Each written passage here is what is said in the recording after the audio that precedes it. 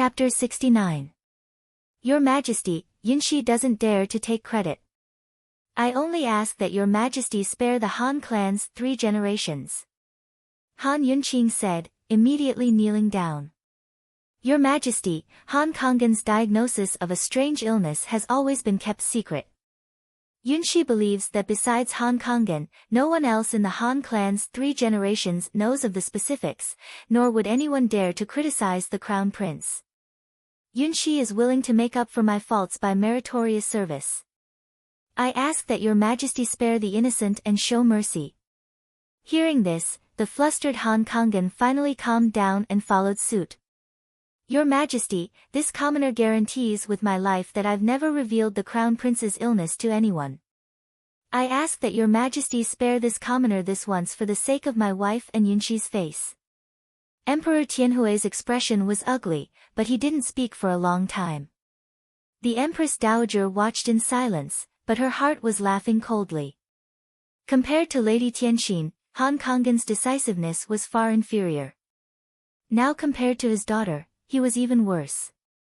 Han Yunqing was pleading for mercy for the Han clan's 3 generations, but Han Konggen was pleading for himself.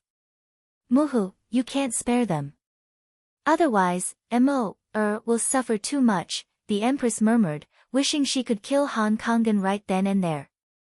In the Imperial clan, a single person could change the entire situation, just like how Lady Tianxin had saved the Empress Dowager.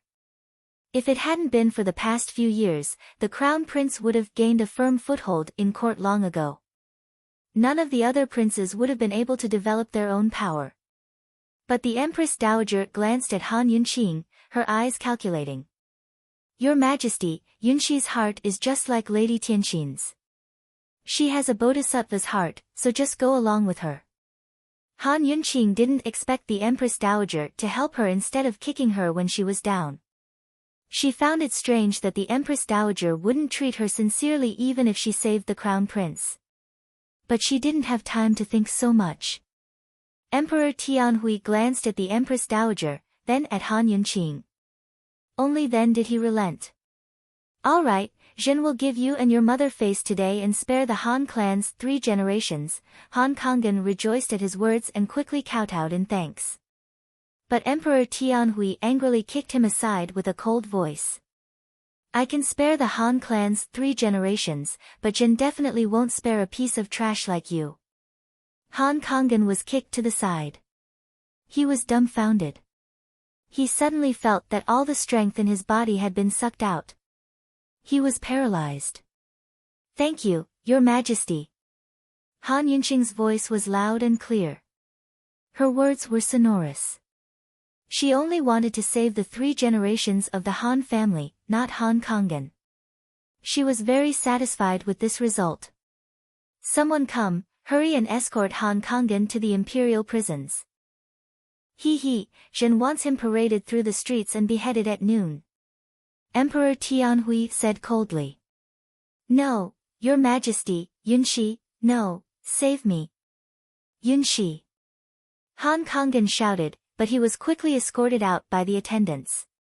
His shouts grew further and further away until they disappeared. Han Yunqing mulled over Emperor Tianhui's words. It looked like he was planning to use this chance to tell the world about the Crown Prince's illness and clarify things. After all, it was easy for people to let their imaginations run wild and affect the Crown Prince's image. If it was poison, then it was very normal.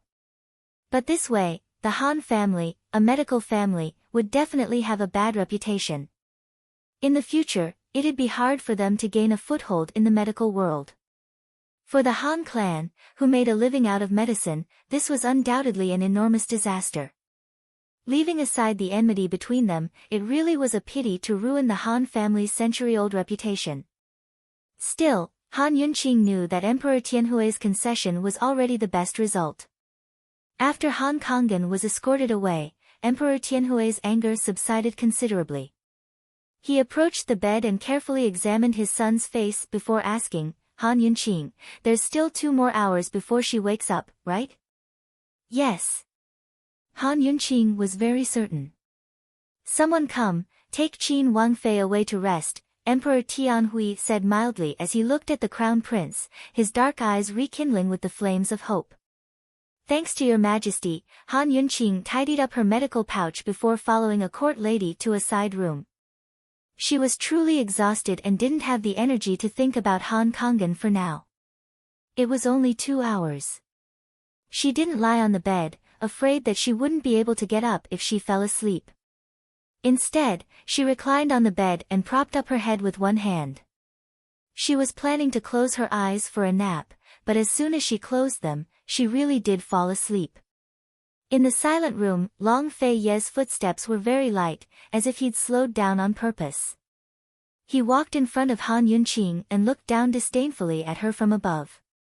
He assumed that she'd wake up, but this woman slept so deeply that she didn't even have any defenses in an unfamiliar environment. Long Fei Ye's eyes flashed with displeasure before he sat down by Han Yunqing's side. Still, Han Yunqing didn't notice him even after he sat down. Her sleeping face was peaceful and beautiful, lacking some of her usual stubbornness in favor of the delicate bearing of a young girl. This was the first time Long Fei Yi had seen her so closely, and the first time he'd looked at her so seriously. His innately cold gaze gradually turned domineering, as if he'd locked onto his prey. He impudently examined every part of her dainty beauty. In the silence, Long Fei Yi impudently reached out a hand and lightly pressed his finger against her lips. In a low voice, he said, Han Yunqing, just who are you? He'd investigated her for a long time, but couldn't find any flaws in her. Still, he didn't believe that this woman was the same cowardly, useless, and ugly woman from before. If she'd insisted on marrying into the Duke of Qin's household, then she wouldn't have needed to pretend in the first place. She wouldn't have needed to suffer grievances in the Han family. But what confirmed his suspicions was that he'd seen everything clearly from the roof of the crown prince's sleeping quarters.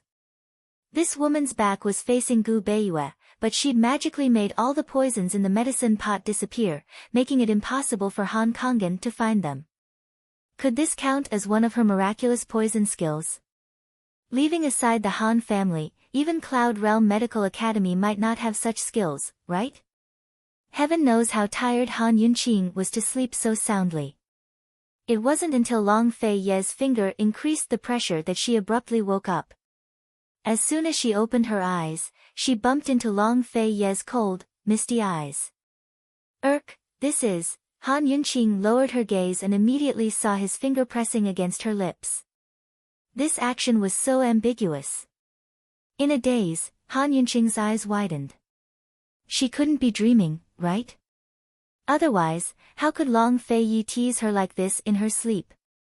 Thinking up to here, Han Yunqing suddenly grew alarmed and shoved Long Fei Ye's hand away. Damn, had she become stupid from sleeping? This was teasing while eating fruit, all right. Long Fei Yi, what are you doing? Han Yunqing said angrily as she backed away and curled up into a defensive ball. Long Fei Yi didn't plan to explain his actions, but lazily leaned back on the other side of the bed. He arched a brow as he sized her up. Han Yunqing, you've got guts. You actually poisoned the crown prince? Han Yunqing was alarmed. This guy actually knew. What are you talking about? I don't understand what you mean. Of course she had to play dumb. Your lordship saw everything. You changed the poison in the medicine pot, Long Fei Yi said again. Han Yunqing was even more alarmed. This guy actually peeked. Could it be that he also saw her hiding the poison in the detoxification system? Although she was very uneasy, Han Yunqing quickly calmed down. Even if she was exposed on the spot, she would still defend herself. Not to mention that she wasn't exposed on the spot, so she wouldn't admit it even if she died. I don't know how your highness saw it. You must have seen wrongly. She calmly said and then reminded him, Your Highness, you can't speak carelessly. Poisoning is a serious crime. If His Majesty blames you, and I won't be able to shoulder it. Han Yunqing had a relaxed expression, but Long Fei Yi was even more relaxed than her. He calmly said, Your lordship can shoulder it. A trace of gloominess flashed through Han Yunqing's eyes, but she still patiently said, "Your Highness, you need evidence to say this." When Qinxie treated the crown prince, Imperial Physician Gu was present the entire time. Imperial Physician Gu can prove that your words are false. Who would have thought that once these words came out, Long Fei Yi would suddenly lean over and close in on her. Han Yunqing did not expect this and suddenly leaned back. If it wasn't for the back of the couch being high enough, she would have already fallen down. She blocked his chest with one hand and angrily glared at him. What was this fellow doing? Couldn't he speak properly? Why would Gu Beiyue help you? Gu Beiyue knows too much. Long Fei Yi said with a cold smile. Your Highness, Imperial Physician Gu was ordered to help Qinxie, so he naturally has to help Qinxie. Han Yunqing played dumb as she seriously replied. You know what this prince is talking about. What's going on with the crown prince's illness? Long Fei Yi also became serious. Your Highness, Qinxie has already explained the crown prince's illness very clearly. Han Yunqing's mouth was especially tight. Long Fei Ye's patience finally ran out and he coldly said, Han Yunqing, do you think His Majesty will believe you and Gu Beiyue, or this prince? This. Han Yunqing was speechless. Only now did she realize that this giant iceberg actually had a rogue side to him. She pursed her lips and said in displeasure, can't you speak properly? Move aside.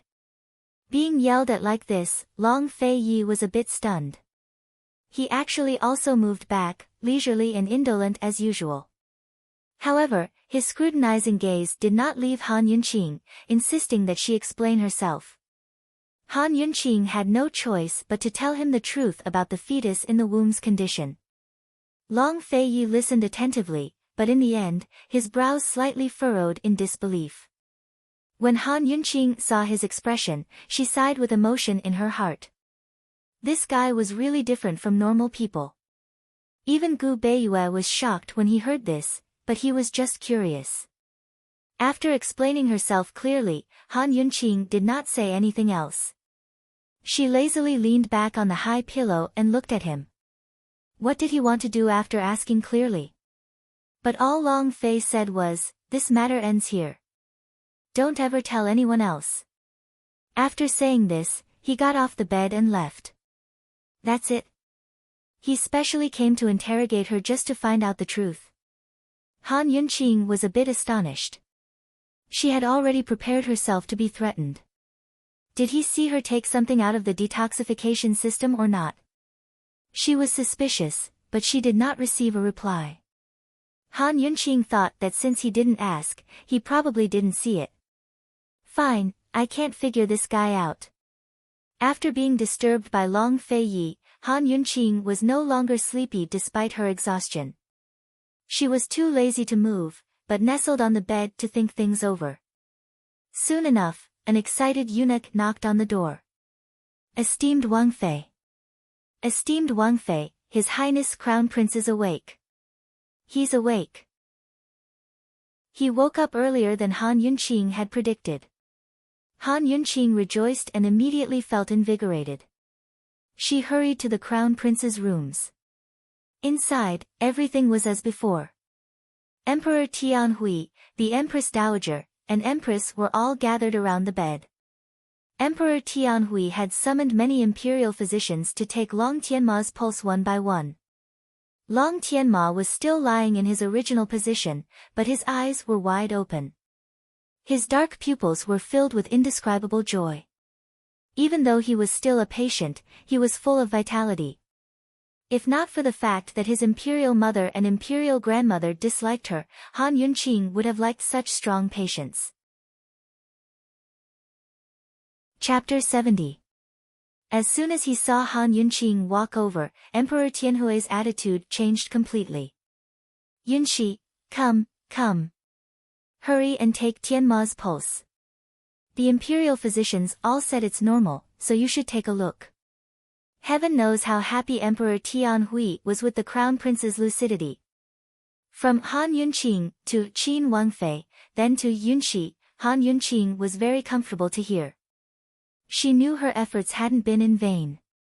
No matter what Emperor Tianhui thought of her in his heart, he'd at least given her the respect she deserved and recognition of her status. As she walked over, the Empress Dowager and Empress hastily stepped aside with pleasant expressions. Even Long Tianma, who'd disdained her before, had a look of gratitude on his face. Imperial Qin Aunt, it's been hard on you. Han Yunqing put on a false smile as she sat down to take Tianma's pulse. Now the entire room grew quiet, so quiet that even the sound of a pin dropping could be heard clearly. Although there were no more problems, Han Yunqing's personal appearance still made everyone nervous. Only Gu Beiyue looked at Han Yunqing's fake seriousness and couldn't help but curve his lips into a warm smile. This woman, even when she's pretending to be serious, she's still so beautiful. After pretending to be serious for a while, Han Yunqing finally spoke up. It's fine. He'll recuperate for a few days and change his dressing on time. Once the wound heals, he can get off the bed. Since he's taken the life-blood pill, he doesn't need to take any supplements, so it's fine. Emperor Tianhui nodded. Imperial Physician Gu, I'll leave it all to you. Yes. Gu Beiyue replied in a low voice. Han Yunqing rose to her feet, silently exhaling in relief. She'd finally taken care of this thorny problem. The string in her head that had been stretched taut all these days could finally relax. Although Han Yunqing had pleaded for leniency on behalf of the 3 Han clan members in the past, Emperor Tianhui still wanted to reward Han Yunqing. He gave the eunuchs a pile of things that Han Yunqing couldn't remember, so she could only express her thanks. Emperor Tianhui wanted to spend more time with the crown prince, but he had urgent matters to attend to and could only leave first. Before he left, he even told Han Yunqing to visit the palace more often to accompany the Empress Dowager. Han Yunqing agreed with a brilliant smile. But in the end, her heart still felt uneasy. The Empress Dowager and Grand Concubine Yi were sworn enemies, so how could Emperor Tianhui not know? Moreover, his relationship with Long Fei Yi was even more delicate. It was better for her to stay out of the affairs of the palace. From the incident where her mother saved the Empress Dowager, she had long understood a principle. The members of the imperial family would never be truly grateful. Or rather, they would never be soft-hearted and give up their interests because of gratitude. Even if you saved their most precious life. In this case, Han Yunqing only treated it as solving a problem for herself. Imperial Qin Aunt, when I've recovered, I'll definitely pay a personal visit to express my thanks. Long Tianma was still immersed in his joy and seemed quite sincere. Han Yunqing smiled. It's only a small matter, no need to keep it in mind. Crown Prince should rest well. If you feel unwell, you must tell Imperial Physician Gu. After giving instructions, Han Yunqing left with the Empress Dowager and Empress Dowager. She was about to bid farewell when the Empress Dowager grabbed her hand, as intimate as if they'd met for the first time. Yunshi, don't go back yet. Come to my place for dinner. You've worked yourself to the bone these past few days, so I must reward you well. Hee, Yunshi, the old ancestor has never asked anyone to stay for dinner. You're so lucky. The Empress said with a smile. Heaven knows if these words were true or false, but Han Yunqing had been forced to a dead end by them. If she refused, she wouldn't be giving the Empress Dowager any face. Then Chinxie will accept deferentially rather than decline courteously. Han Yunqing looked happy on the surface, but her heart was filled with bitterness. She only wanted to go back and soak in a good bath and sleep, all right? She just knew that the Empress Dowager wouldn't help her with anything good. Heaven knows what the Empress Dowager was planning this time. The Empress Dowager walked in the middle with Han Yunqing and the Empress supporting her on either side as they headed for her quarters. Han Yunqing remained silent, unconsciously thinking of Long Fei Yi. Where was that fellow now? Had he left the palace, or was he at Emperor Tianhui's place? Could he come and take her home instead? Reality proved that Han Yunqing was overthinking things. By the time they reached the Empress Dowager's quarters, the banquet had already been prepared. There was fine wine and delicacies, a sumptuous spread. Han Yunqing, who hadn't eaten hot food in days, couldn't help but swallow her saliva at the sight. After sitting down and exchanging a few pleasantries, Han Yunqing saw the Empress Dowager and Empress pick up their chopsticks and happily began to gorge herself. Yunshi, there's no need to be polite. Just treat it as eating at home. I'm different from your Mufei, there aren't so many rules at the table. The Empress Dowager wanted to help Han Yunqing pick up some food, but Han Yunqing picked up quite a bit herself. She didn't seem to hear the Empress Dowager's words as she buried her head in the food. Han Yunqing didn't feel awkward, but the Empress Dowager and Empress exchanged glances, feeling awkward instead. Look, you must be starving. Eat more, the Empress hastened to speak up, giving the Empress Dowager a way out. Han Yunqing was listening, but her first words were comparing Grand Concubine Yi. What was the Empress Dowager thinking? She didn't speak. The world was vast, but her stomach was the most important. She'd fill up her stomach first before discussing anything else. The Empress Dowager drank a few mouthfuls of soup before speaking again. Yunshi, back then your mother, esteemed Empress Dowager, which chef made this soup? It's so delicious, Han Yunqing interrupted with a smile. The head chef of the Imperial Kitchens personally made it for me. If you like it, you can come over often. I guarantee you'll drink your fill, the Empress Dowager said with a chuckle. Qinxia doesn't dare, Han Yunqing said. Why don't you dare? You don't even know, but before we were betrothed, I almost took you as. Esteemed Empress Dowager, this dish is delicious too. Was it made by the head chef as well? Han Yunqing interrupted again. Finally, the Empress Dowager nodded with a false smile and didn't speak again. As a result, Han Yunqing ate her meal very smoothly and satisfactorily. After all, it was easier to discuss matters after eating and drinking. After rinsing her mouth and changing the tea table, the Empress Dowager finally had a chance to speak. She didn't expect the Empress Dowager to continue her unfinished words. Yunshi, before we were betrothed, I almost took you as my adopted daughter. Your mother agreed as well. Hearing this, Han Yunqing's hands stiffened. What was the Empress Dowager's goal in saying all this now? She didn't speak, but continued to wait in silence. The Empress Dowager paused, then smiled. Yunshi, are you still willing to be my adopted daughter? Han Yunqing's mouth twitched. Esteemed Empress Dowager, thanks to you, Yunshi married the Duke of Qin. Yunshi boldly says I've long considered esteemed Empress Dowager a family member. In some ways, Han Yunqing counted as the Empress Dowager's daughter-in-law as well. Since the Empress Dowager wanted to take her as her adopted daughter, the intelligent Han Yunqing immediately smelled the scent of roping her in. A daughter-in-law isn't as close as a daughter, the Empress Dowager joked as she tugged on Han Yunqing's hand. Han Yunqing glanced at the Empress out of the corner of her eye. As expected, her daughter-in-law's expression immediately turned ugly. Of course, the Empress Dowager's words weren't directed at the Empress, but Grand Concubine Yi. Han Yunqing was Grand Concubine Yi's daughter-in-law, but now the Empress Dowager wanted to take her as her daughter. This was a blatant attempt to bribe her to deal with Grand Concubine Yi. Han Yunqing finally understood why the Empress Dowager had betrothed her benefactor's daughter to the enemy's son before she was born. As it turned out, she was planning to use her as a spy. But she never expected her to grow up to be an ugly, useless good-for-nothing girl. Leaving aside the fact that Han Yunqing didn't want to be a spy, even if she did, she'd never do it by Long Fei Ye's side.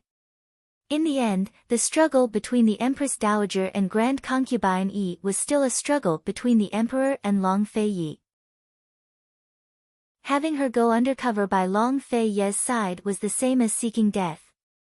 Although the Empress Dowager's words were vague, a smart person could understand what she meant. Seeing Han Yunqing hesitate, the Empress Dowager signaled the Empress with her eyes, who spoke up. Yunshi, the Empress Dowager doesn't have a daughter. She's always wanted one and said she's an adopted daughter, but she'll treat you as her own. If someone dares to bully you in the future, forget about the Empress Dowager and me, even the Emperor won't let it go. TSK TSK TSK, Han Yunqing sighed with emotion in her heart. What a great temptation. Was she telling her that as long as she nodded, even the Emperor could be her backer? Looking at the Empress's gentle smile and the Empress Dowager's expectant face, Han Yunqing really wanted to tell them that spies had always been killed as soon as they were used. Backers and whatnot were all empty promises. Han Yunqing quietly finished her tea and smiled. Of course a daughter is closer than a daughter-in-law. That's true, the Empress even nodded. In the end, a daughter-in-law is an outsider, Han Yunqing said again. The Empress thought she'd agreed and nodded immediately. A daughter-in-law isn't close. Han Yunqing said again. Finally, the Empress sensed that something was off. She was a daughter-in-law and her mother-in-law was right by her side. Her eyes flashed with displeasure, but she kept holding it in. She didn't nod anymore. The Empress Dowager was delighted to hear this. She'd said before that as long as Han Yunqing could cure the crown prince, she'd let bygones be bygones. Then she'd follow the plan from many years ago and plant Han Yunqing in the Duke of Qin's estate as a spy. She thought Han Yunqing would take some time to consider, but she actually approved of her words. Yunxi, it's good that you understand. How about we just, before the Empress Dowager could finish, Han Yunqing stood up and bowed. It's Yunxi's good fortune to receive esteemed Empress Dowager's favor. Yunxi thanks esteemed Empress Dowager. The Empress Dowager was very satisfied and reached out to support her. Silly girl, if your mother hadn't passed away early and caused some misunderstandings between us, you wouldn't have had to suffer so much. With my support, Grand Concubine Yi wouldn't dare to make things difficult for you.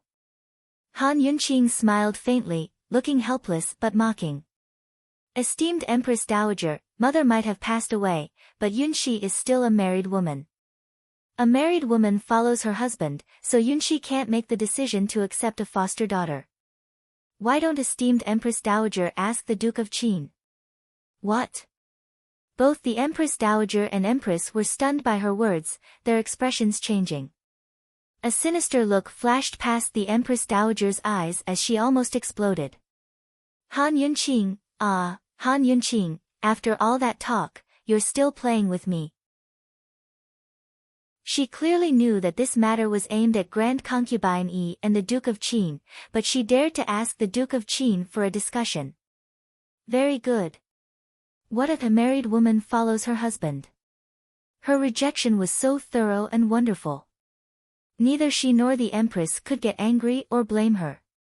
If she knew earlier, she wouldn't have asked for leniency for the Han clan's 3 generations. The hands hidden in her wide sleeves clenched into fists as she suppressed her anger. The Empress Dowager couldn't find a way out of this embarrassing situation. If news of this reached the Duke of Qin and Grand Concubine Yi's ears, they'd not only become a laughingstock, but also take precautions. The Empress was indignant as well.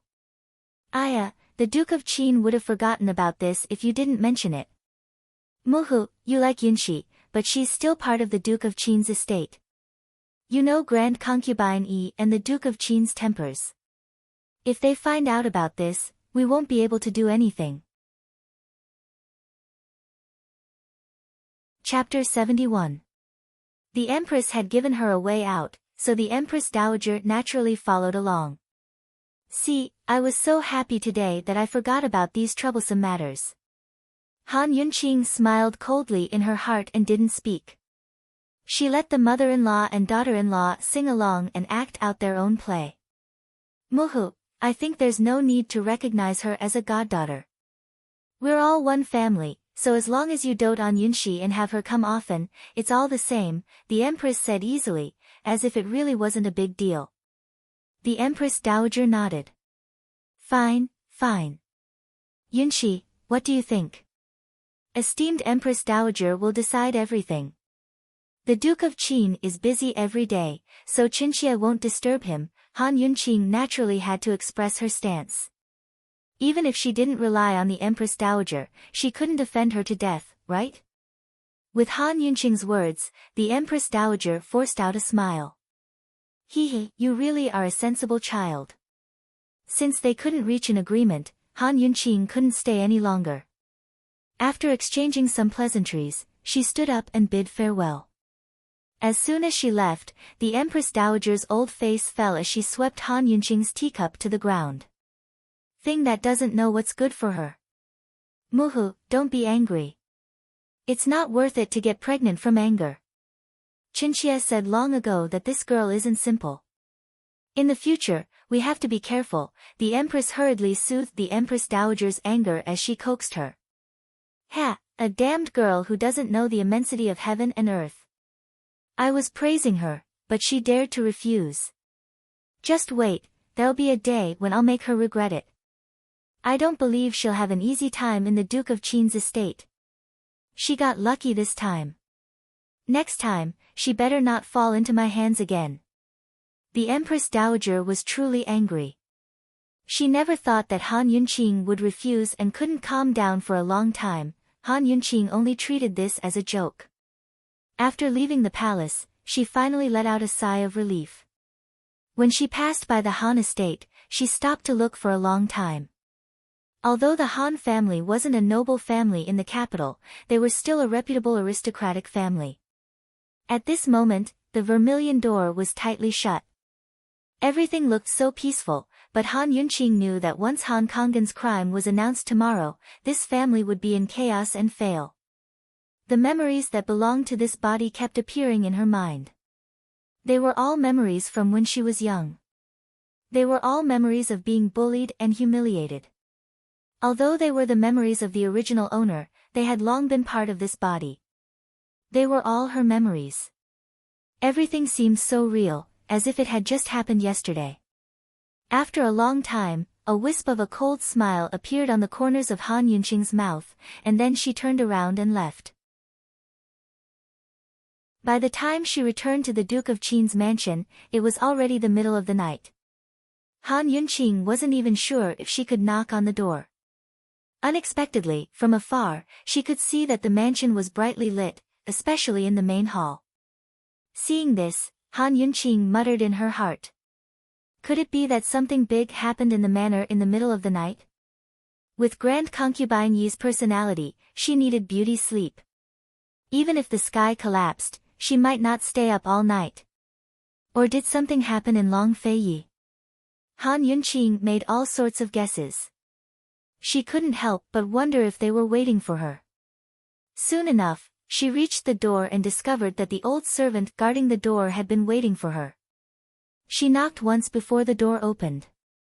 Esteemed Wang Fei, congratulations, congratulations. The Grand Imperial Concubine has been waiting for you for a long time. Hurry and go. The old servant was so excited that he couldn't stop smiling.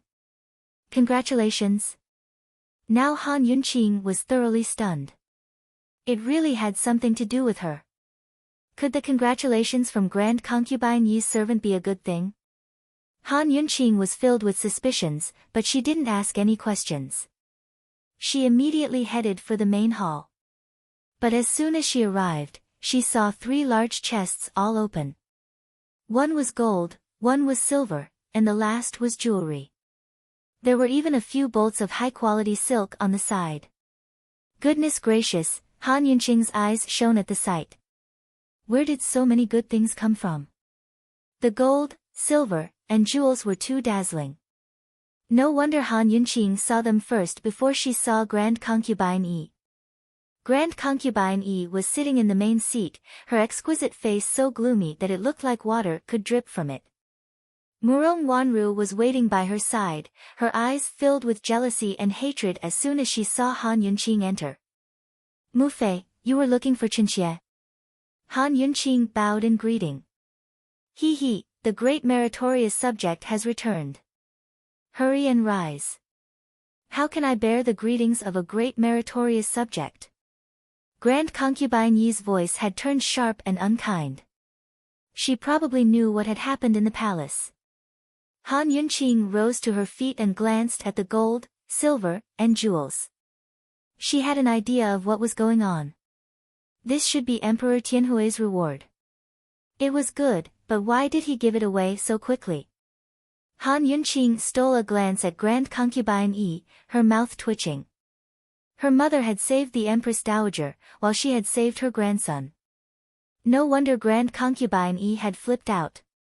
Sister-in-law, I never expected your medical skills to be so good. You can even cure the Crown Prince's strange illness. His Majesty and the Empress Dowager must be very happy, right?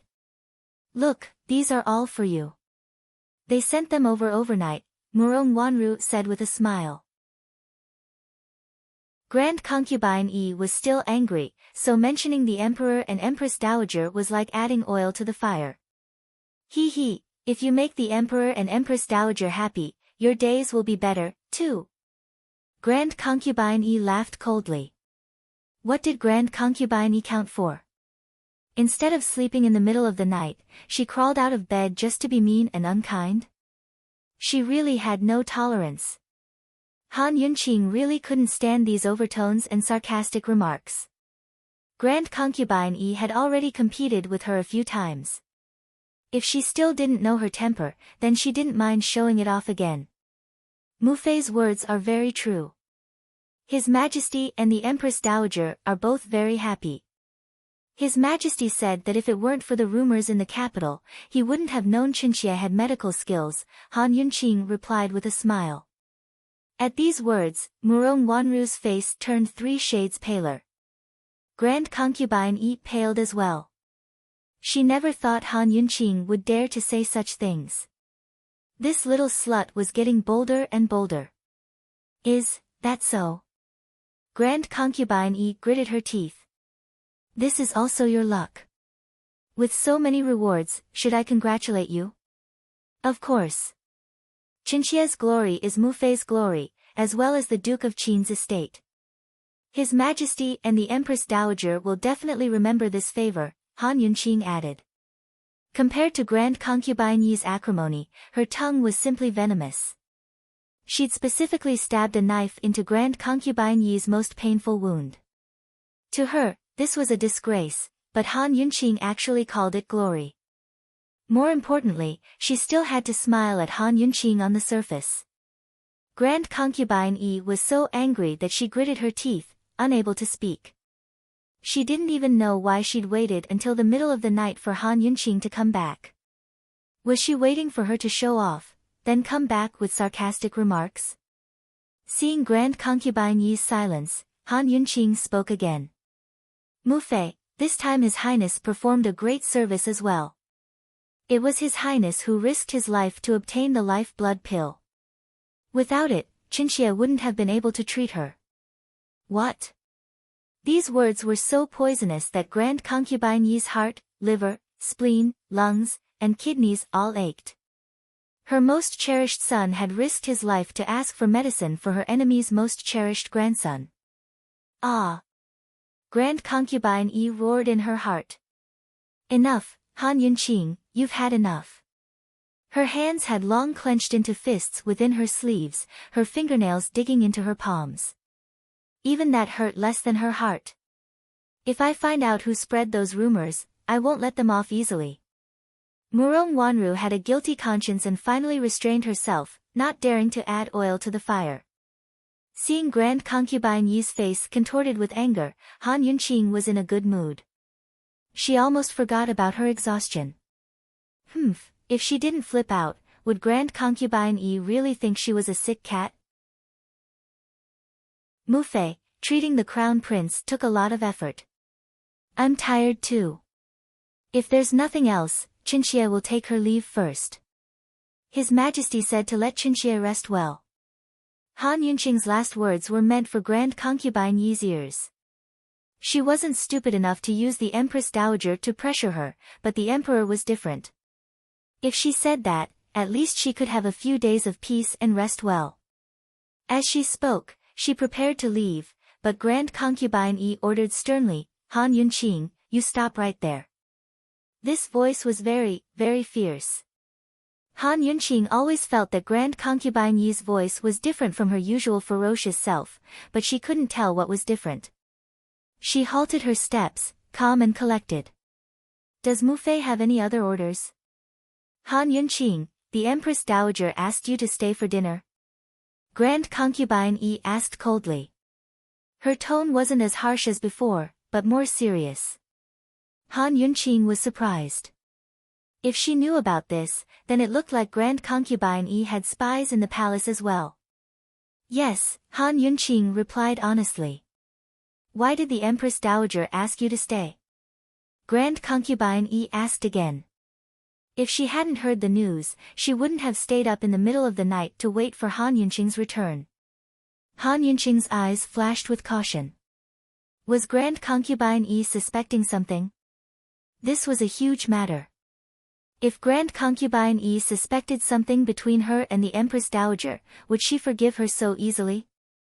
Han Yunqing's attitude didn't change, but her reply was cautious.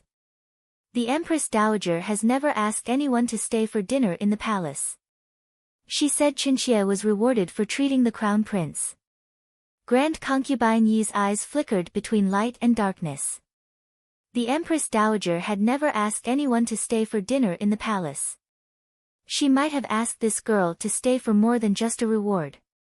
Did she say something to this girl? Lady Tianxin had saved her, while this girl had saved her most precious grandson. What reason did she have to hate this girl?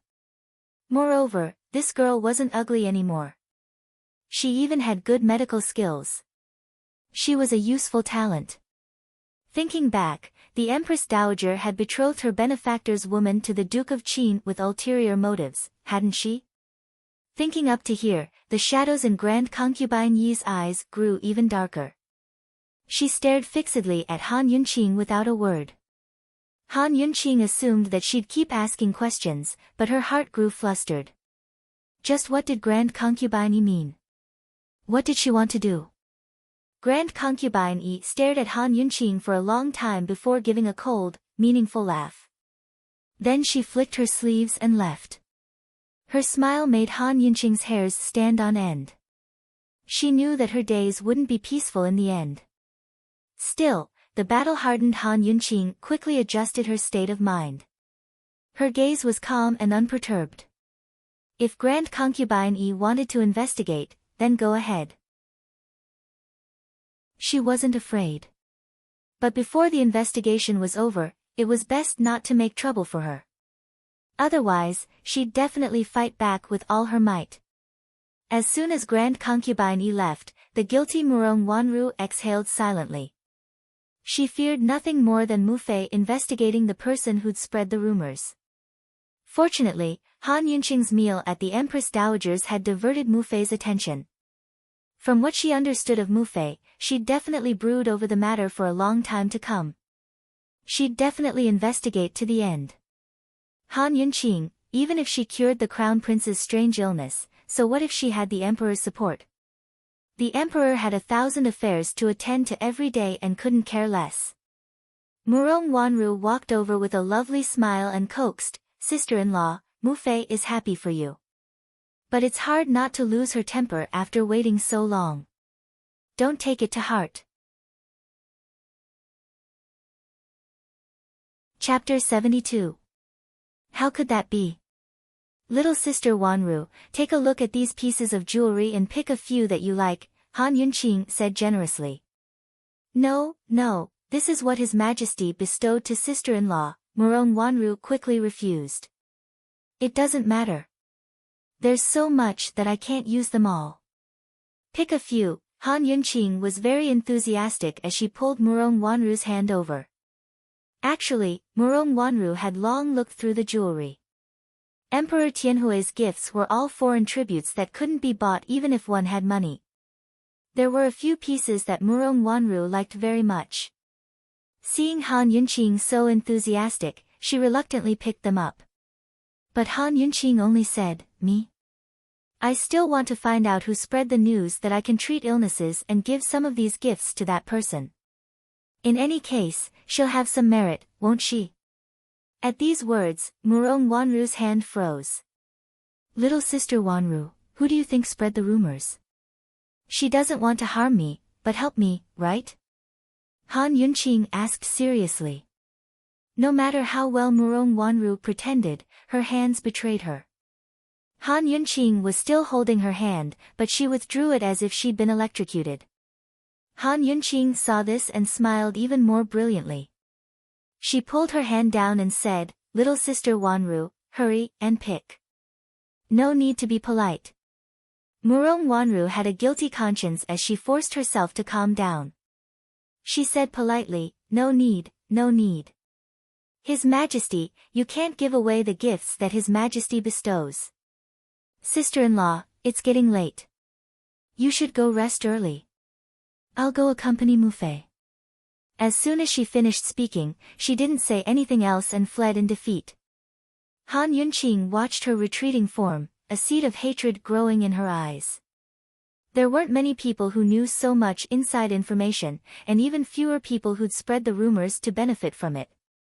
Besides those in the palace, there was only this one in the estate.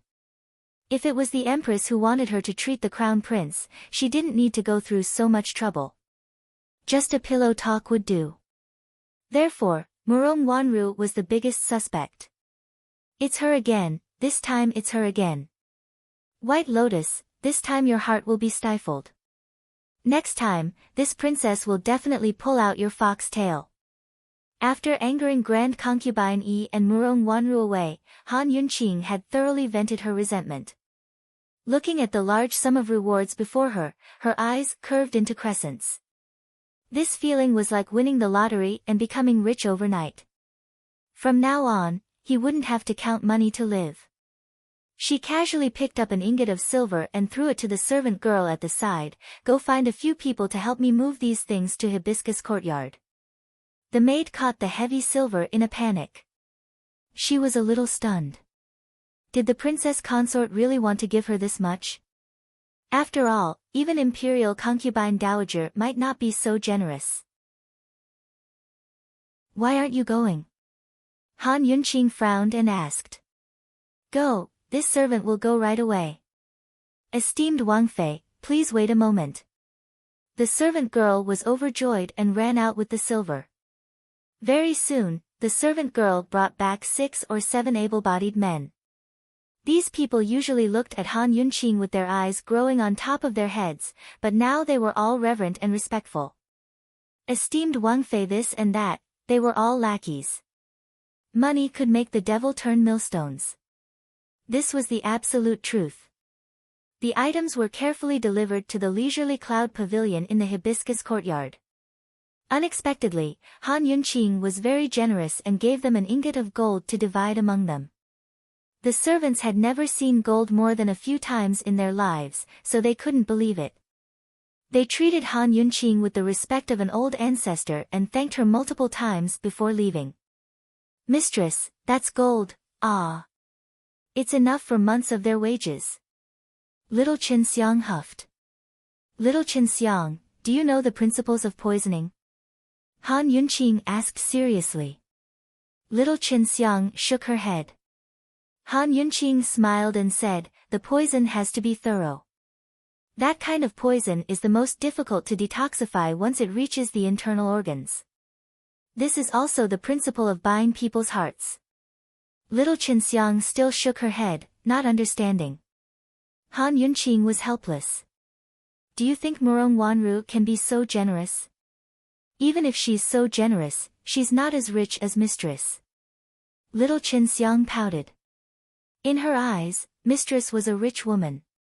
That's the principle. "So, from now on, this group of people will only side with me and not her."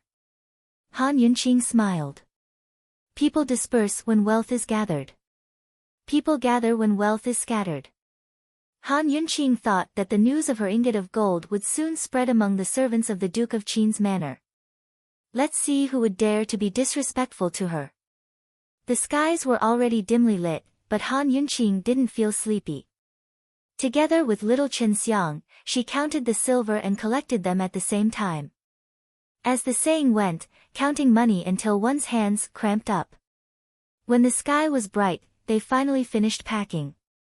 Little Qin Xiang was exhausted and was about to go to the kitchens to make breakfast. Who knew that as soon as they left Hibiscus Garden, there would be servants holding a steaming hot breakfast waiting for them? In fact, little Chen Xiang didn't really understand the principles of mistress, but when she saw the scene at the courtyard door, she instantly understood. It was great to have money. Han Yunqing ate something. Perhaps because she was too tired, she didn't have much appetite or sleepiness. It was just that she didn't have any energy. She pondered for a moment and let little Chen Xiang go to the bedchamber to take a look. Mistress, His Highness Duke of Qin hasn't returned. Little Chen Xiang quickly came to report. Han Yunqing was immediately happy. She packed her things and prepared to go to the hot spring. Being so tired in the middle of winter, the best way was to soak in the hot spring. After she confirmed that there was really no one in the room, she let little Chen Xiang stand guard outside the door and went to the hot spring. Although Long Fei's pool was an indoor one, it was a natural one. The water was very soft, the temperature just right, and the depth was just right. As soon as Han Yunqing soaked herself in, her entire body and mind relaxed. She leaned against the side of the pool and raised her head, allowing the hot spring to wash her body. She enjoyed this leisurely moment. Soon, Han Yunqing drowsily fell asleep. A figure landed on the right wall of the bedchamber. The master had returned. Long Fei Yi was just about to walk over when he saw little Chen Xiang sitting at the door in a daze. A trace of suspicion flashed through his eyes, but after thinking about it, he seemed to have thought of something. Immediately, he silently leaped onto the roof. This servant girl was at the door. Could it be that Han Yunqing was in the room? What was this woman doing in his territory? Long Fei's eyes flickered between light and darkness as he carefully pried open a tile. Unexpectedly, what greeted his eyes was a painting of a beautiful woman bathing in color and fragrance. Long Fei Ye's icy gaze froze before he averted his eyes. But after a moment, he looked again and saw a mess of clothes by the side of the pool. The woman's fragrant shoulders were bare, her collarbones and jade-like neck faintly discernible in the steam, endlessly alluring. This woman, what gall! She actually ran to his place to soak in the hot spring. Long Fei Ye's icy eyes grew even gloomier. It was obvious that he was very unhappy, but as time passed, he didn't look away. His gaze was cold and arrogant, as if he was admiring a work of art. Although he was clearly peeping, it didn't seem vulgar at all. Instead, it gave people the feeling that it was only natural. All right now, his handsome face and expression were a work of art that made people unable to take their eyes off him. Abruptly, a gust of wind blew in. Long Fei Yi looked up and saw Chu Shifeng approaching. His eyes flashed with displeasure before he waved a hand to indicate for Chu Shifeng to stay away. Then he put the tile back in its place and personally went to the rear courtyard to meet the man. Master, you. Chu Shifeng was full of doubts. What was his master doing just then? Long Fei Yi didn't reply. How are things going? To reply master, it's very likely that the leader of the northernly spies is hiding in the capital. He's an expert in poisons. This subordinate interrogated a few survivors and found that their testimonies were the same. Their poisons all came from the same person, but they don't know who that person is, Chu Shifeng replied. Northernly had planted a group of spies in Tianning who were experts in poisons. Their goal was to poison Tianning's capable generals. If Han Yunqing hadn't discovered the hidden poison in the young general's body, Long Fei Yi wouldn't have found this clue so quickly. He'd been busy these past few days working on this matter. Track down the source of the poison. Don't alarm the young general yet. Long Fei Yi instructed. The poison in the young general's body was a slow-acting one that had been in place for at least a few years. It had to be someone by his side. If the young general's poisoning had something to do with the spies, then it meant that they'd been hiding in Tianning for years and had hidden themselves very deeply. Yes. Chu Shifeng respectfully obeyed.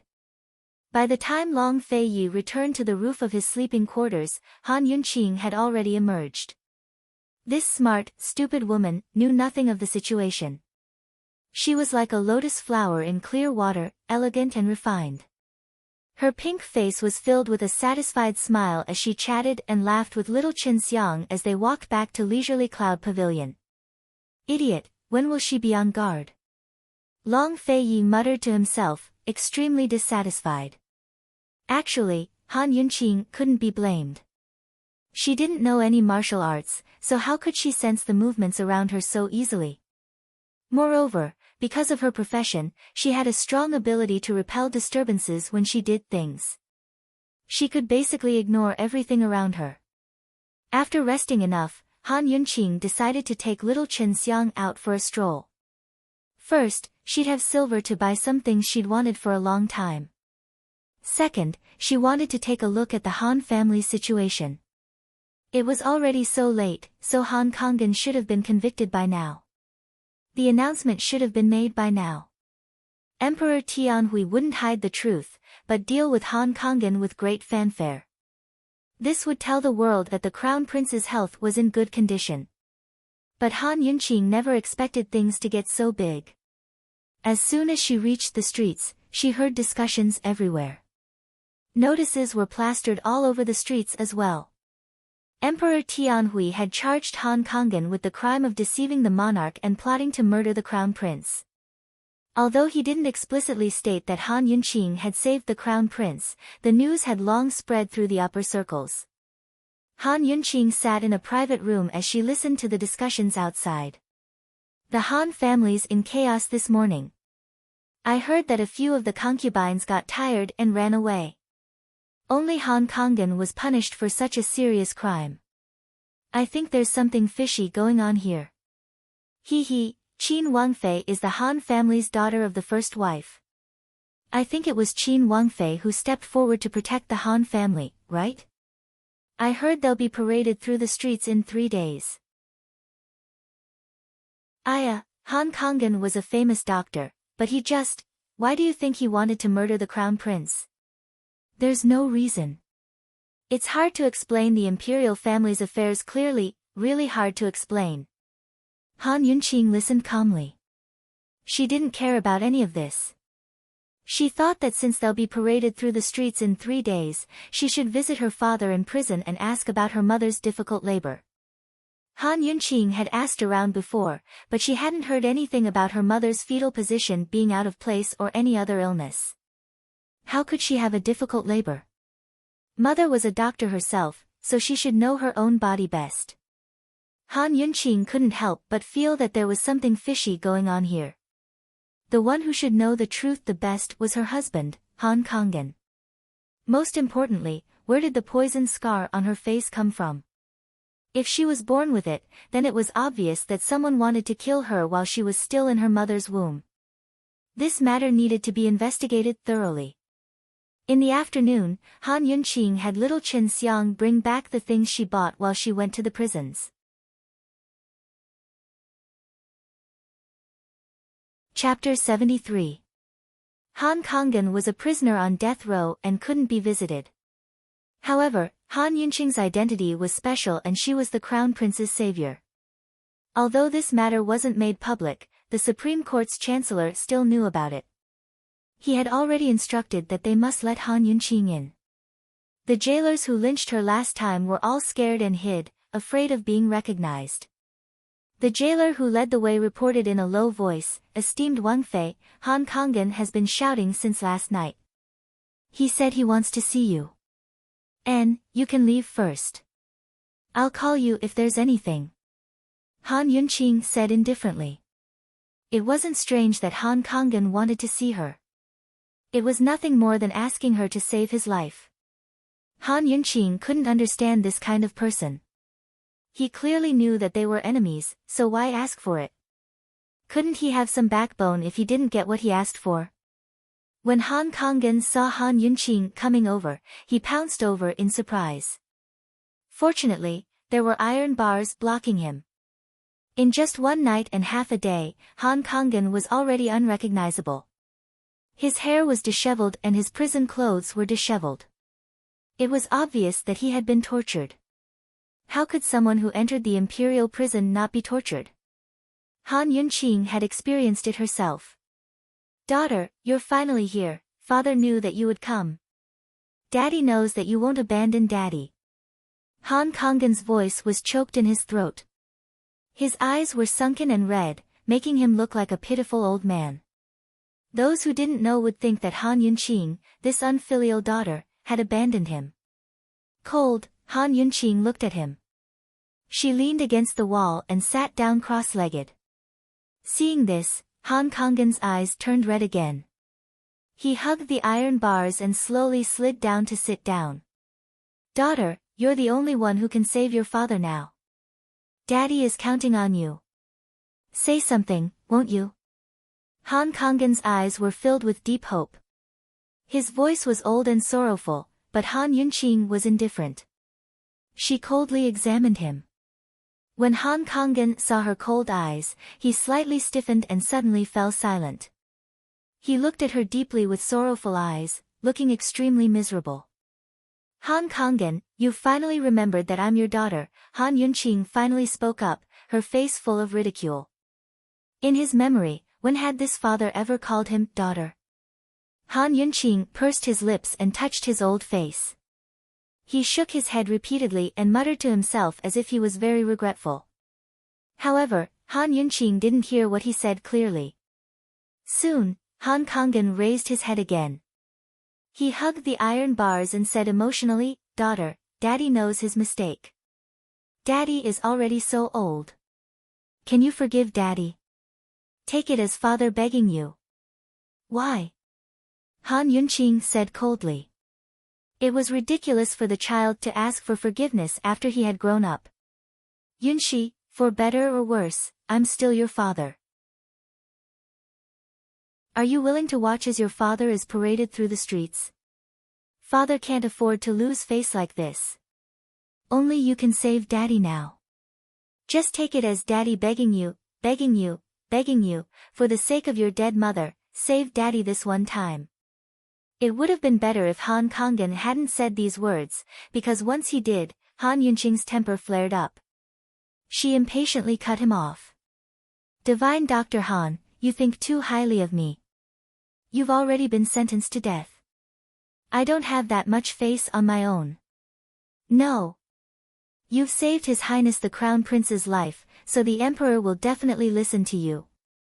Daughter, you've even saved the Han clan's 3 generations. Save Daddy, too. His Majesty will definitely listen to you. You're a meritorious official now. Why don't you go beg the Duke of Qin? His Majesty will listen to his words. Han Kanggen seemed to be grasping at his last life-saving straw as he spoke and begged with all his might. Yunshi, as long as you save Daddy, Daddy will agree to anything. But the more he acted like this, the more Han Yunqing loathed him. You'll agree to anything, right? She asked with a cold smile. Han Kanggen hastily nodded, looking extremely pitiful. Very good. Then tell me, how did my mother die? Han Yunqing coldly asked. This was the sole purpose of her trip here. Who knew that Han Kanggen's pleas would come to an abrupt end at these words? Han Yunqing didn't miss the complicated look in his eyes as she asked, My mother died from dystocia. Are there any witnesses?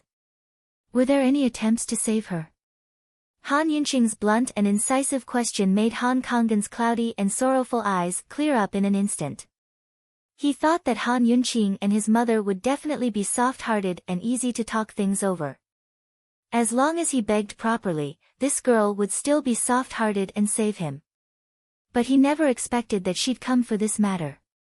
Seeing the change in Han Kanggen's expression, Han Yunqing's lips rose into a cold smile.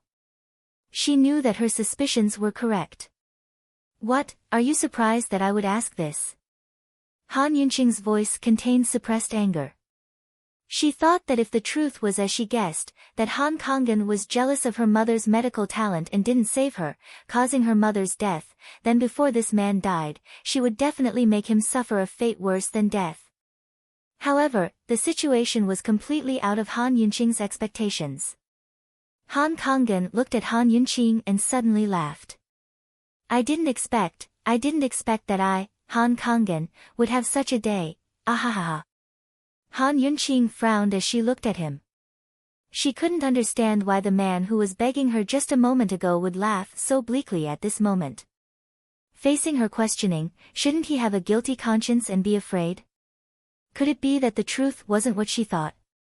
Are you going to speak or not? Han Yunqing didn't have that much patience.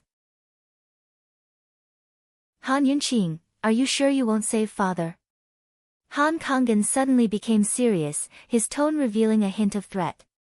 This time, Han Yunqing realized that this old thing had been acting all along, acting pitiful to gain sympathy. Han Yunqing immediately stood up and warned him coldly, don't even think about it. You can choose not to speak, but let me tell you, I have ways to make you speak. If I tell you and you save my life, I'll tell you the truth. Are you willing?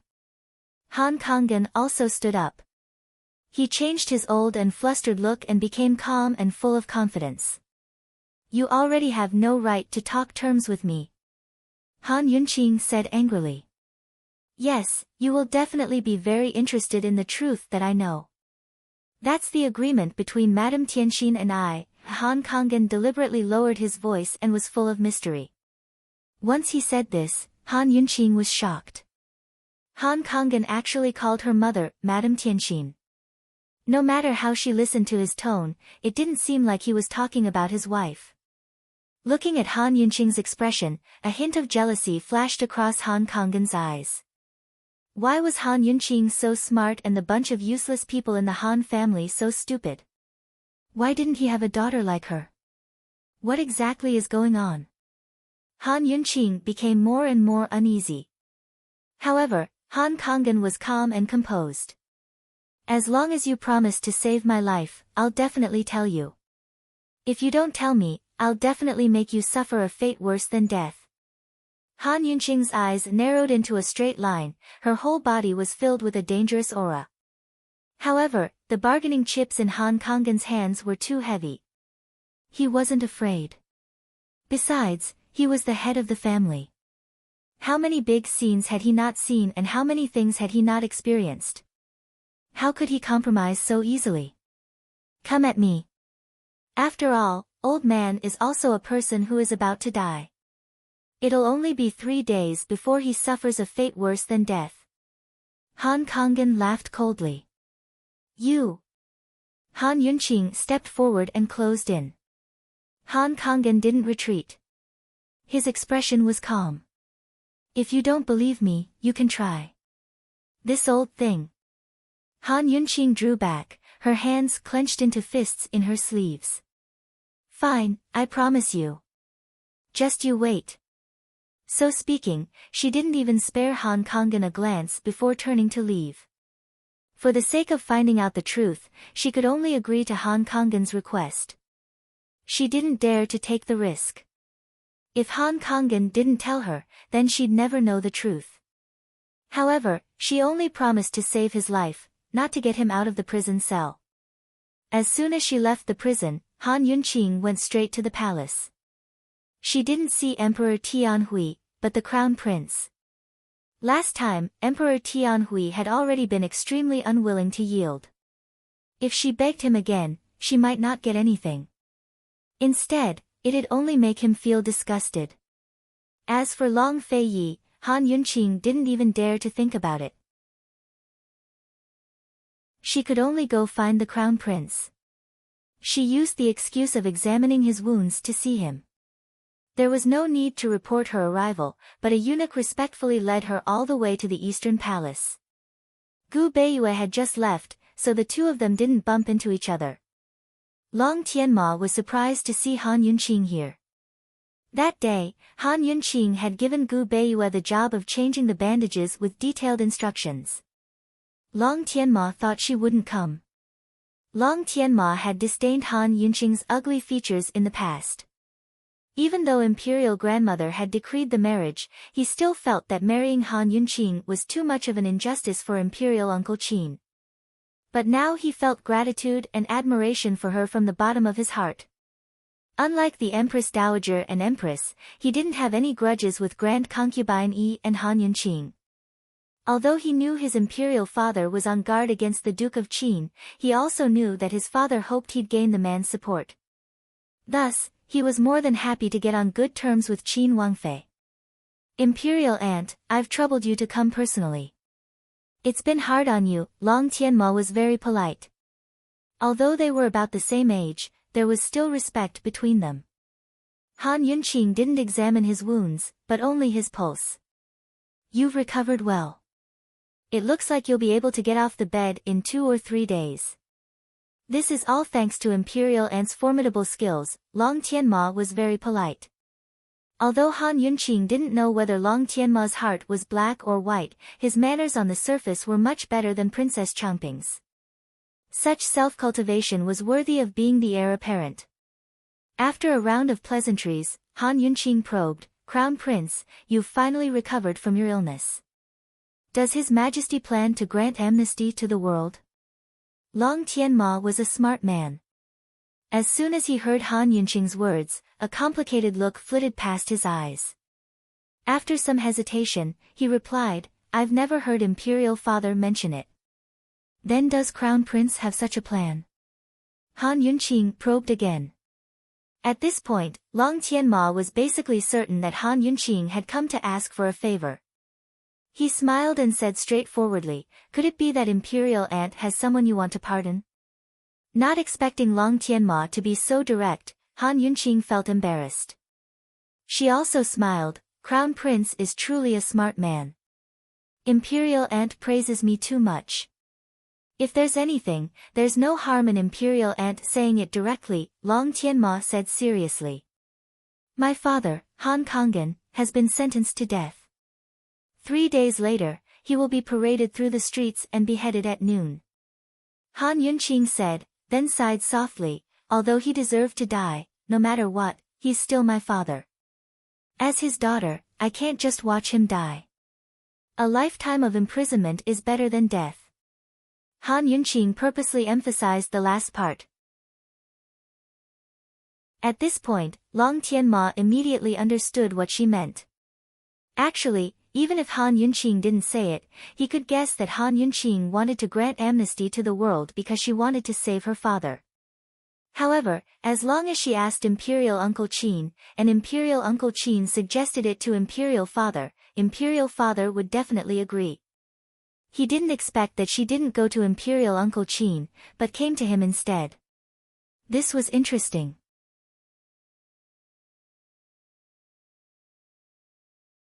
Chapter 74. Looking at Han Yunqing, Long Tianma didn't quite understand, but he wouldn't refuse to help. Although Imperial Father had bestowed rewards upon him, he owed Han Yunqing a debt of gratitude for saving his life. He was planning to find a chance to repay her as well. Moreover, a general amnesty was an excellent reason to win over the hearts of the people. After so many years of seclusion, he'd have to make his first move.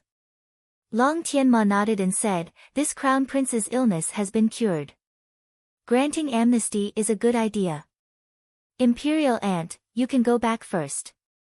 When Imperial Father comes later, I will report this matter. Although she knew that Long Tianma would agree, she didn't expect it to go so smoothly. Han Yunqing was overjoyed and looked at this Crown Prince in a new light. Before leaving, Long Tianma called out to her, Imperial Aunt, when you see Imperial Uncle, please send my regards. Tell him that after I recover, I will go and see him. Han Yunqing nodded.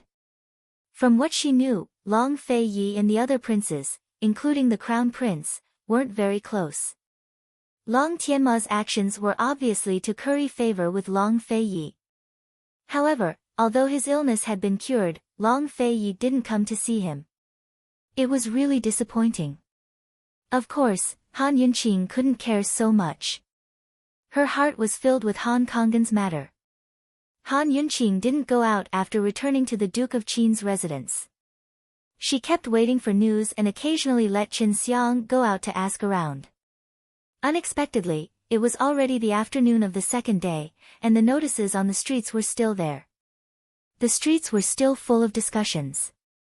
It was said that several branches of the Han family had gone to visit Han Kangen in prison, but they couldn't see him. When they came back, they fought over the family property. Although Long Tianma's appearance had a high chance of success, Han Yunqing was still nervous when she didn't get a definite answer. After all, time was tight. At night, Han Yunqing stood by the window and looked at the capital's night sky with a frown. Tomorrow was the last day. What was the situation with Long Tianma? What was the truth behind Madame Tianxin's difficult labor? What secrets were there between Lady Tianxin and Han Kangen? That night, he tossed and turned, unable to fall asleep. However, good news came the next morning. Chen Xiang knocked on the door while shouting, "Mistress, Mistress, His Majesty has issued a general amnesty early in the morning. Except for the crime of rebellion, all capital crimes have been changed to permanent imprisonment." He said that the Crown Prince personally requested for this. Han Yunqing almost jumped out of bed. After washing up and getting dressed, she didn't even have time to eat and immediately ran to the prison. The universal amnesty order had just been issued, and the news spread the fastest in the imperial prison. Han Kangen heard a lot of discussions from afar, and even saw a few prisoners on death row being escorted out of their cells. "I heard that it was the Crown Prince who proposed a general amnesty. Hee, this time, we can be considered to have the Crown Prince's blessing." "That's right, we'll be able to get out soon, right? Look, those death row prisoners have been taken away. They're probably going to let them go. Hee, it will be our turn soon." The sounds of discussion filled the entire prison cell. Han Kangen leaned against the metal door to listen, his cloudy eyes brightening. He sighed in admiration in his heart. Why didn't he realize that Han Yunqing was so smart? She didn't beg Emperor Tianhui, but the Crown Prince instead. She actually came up with the idea of a general amnesty. Was this really the same Han Yunqing from before? He always felt that this daughter couldn't compare to her mother, but now his opinion was shaken. Very soon, Han Yunqing arrived. Han Kangen's gaze on her changed slightly. "Daughter, you're really smart. Looks like you know about His Majesty's general amnesty." Han Yunqing was in a bad mood. "You should take your father out of the death row prison by now, right?" Han Kangen's mental state was clearly much better. Although he was in a sorry state, he stood ramrod straight and had quite the bearing. Han Yunqing's eyes flashed with ridicule before she asked coldly, "Then what are you planning to tell me the truth? At the very least, let your father leave this place first." Han Kangen was very firm. Most doctors were misophobic, so he hated the rotting stench of death in this death row prison cell. Han Yunqing's mocking smile widened. If Han Kangen thought he could reach for a yard after getting an inch, then he was gravely mistaken. She narrowed her eyes and warned coldly, "Han Kangen, you can't die now. Do you believe that I can make you live a life worse than death every single day?" Now that Han Kangen had been spared from death, he was no longer a barefooted man. How could he not fear Han Yunqing's threat? Seeing Han Yunqing's dangerous expression, Han Kangen was a little unhappy, but he stopped while he was ahead. He pointed at the foot of the wall, indicating that Han Yunqing should sit down and talk. Han Yunqing did the same as last time and leaned against the wall, her eyes cold as she stared straight at Han Kangen. Seeing that she was on guard, Han Kangen sat down and sighed. "Don't worry, I won't lie to you at a time like this. Cut the crap. Answer my question. How did my mother die?" Han Yunqing said coldly. Han Kangen did not answer her question, but the words he said almost made Han Yunqing's heart stop beating. It was too unexpected. He said, "Han Yunqing, I can tell you very clearly that I, Han Kangen, am not your biological father." "What?" Han Yunqing could not believe her ears. She was extremely shocked and her eyes unconsciously widened. Seeing Han Yunqing's shock, Han Kangen's eyes unconsciously revealed a hint of sadness. Everyone knew that he had never fulfilled his duty as a father to this daughter, but no one knew how much he wished that this daughter was his own flesh and blood deep in his heart. It was not only because Han Yunqing had made a fortune that he wished so. Back when Han Yunqing was still in her mother's womb, he had been hoping so. Unfortunately, he wasn't worthy of that woman. Han Yunqing recovered from her shock and suddenly grew angry. Han Kangin, you're lying. Lady Tianxin was a legend. She was brimming with talent and a benevolent doctor. How could she be a fickle woman? How could she have an illegitimate daughter? Moreover, Han Yunqing would never believe that a man like Han Kangin could tolerate an extramarital affair and raise someone else's child. I'm not lying to you. I have proof. Han Kangin was very calm. Leaving aside Han Yunqing, even anyone in Tianning's capital who had heard of Lady Tianxin's deeds wouldn't believe this. Still, this was absolutely true. Otherwise, Han Yunqing was still the Han family's daughter of the first wife and the Duke of Qin's fiancée. Why wouldn't he treat a small poison scar on her face? What proof? Han Yunqing asked anxiously. Promise me one thing and I'll tell you everything. Han Kangin was very serious. It wasn't a threat, but a kind of determination. But the agitated Han Yunqing ignored the determination in his eyes and shot to her feet. Don't even think about it. I've already saved your life. What other chips do you have to talk terms with me? No matter what, Han Yunqing refused to believe that Lady Tianxin would cheat. If she really was an illegitimate daughter, then it had to be Han Kangin who'd let Lady Tianxin down. Han Yunqing was already furious at this point. Han Kangin's conditions had no doubt infuriated her. But in the face of such a furious Han Yunqing, Han Kangin was very calm. Han Yunqing, listen to me first before you answer me. It won't be too late. As he spoke, he took out a bunch of keys from his sleeves and passed them through the metal bars to Han Yunqing. Han Yunqing was slightly shocked. She recognized this key. It was the storehouse key. It was the symbol of the head of the family. In the storehouse, not only did it store the Han family's assets, it also stored two important things. One was the Han family's precious medicinal herbs, and the other was the Han family medical codex.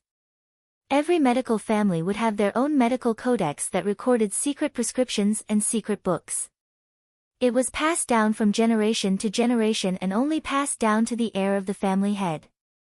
The Han family medical codex was the family treasure of the Han family. Obtaining these things was equivalent to obtaining the entire Han family. Although the Han family's reputation had been ruined because of Han Kangin's imprisonment, the foundation of the Han family was still there. Not to mention other things, just the medical skills recorded in the Han family medical codex was enough to create a new generation of famous doctors. Looking at the key in front of her, Han Yunqing didn't move. Was Han Kangin planning to give the storehouse key to her? That wasn't possible. Not to mention that she wasn't of the Han family's bloodline. Even if she was already a married daughter. She didn't have the right to inherit the position of the head of the Han family. What kind of condition was Han Kangin offering? Han Yunqing took a step back and distanced herself from the key. Coldly, she asked, what do you mean? Promise me that you'll do your best to support the new head of the family and revive the Han family. Everything will be for the sake of the Han family, Han Kangin said word by word. His bloodshot eyes shone with a determined light. Revive the Han family? Han Yunqing was very surprised. She originally thought that Han Kangin would threaten her to get him out of prison. She didn't expect him to propose such a condition. Not for himself, but for the Han family. Han Yunqing had always been filled with disappointment and disdain for this father. In her impression, this old thing was a selfish person. However, at this moment, she saw that he was righteous. However, Han Yunqing didn't understand. Why did he want her to do her best to realize his righteousness and put the Han family first? Had the Han family done anything for her? Had they given her anything? That was just a place that carried her painful memories. What right did he have to ask her to risk and sacrifice herself for the Han family? Moreover, according to what Han Kangen said, she and the Han family didn't even have any blood relations. Seeing the determination in Han Kangen's eyes, Han Yunqing's lips curled into a mocking smile. You seem to be very confident that I will agree to your request. Because other than me, no one else in this world knows about your mother, including your biological father. Han Kangen's tone was firm. I've already said that even your life is mine. You don't have any bargaining chips to negotiate with me, Han Yunqing said coldly. However, Han Kangen laughed. If the Han family is defeated by the old man, what use does the old man have for his life? The old man can only kill himself to repay his ancestors. Han Yunqing didn't take it to heart.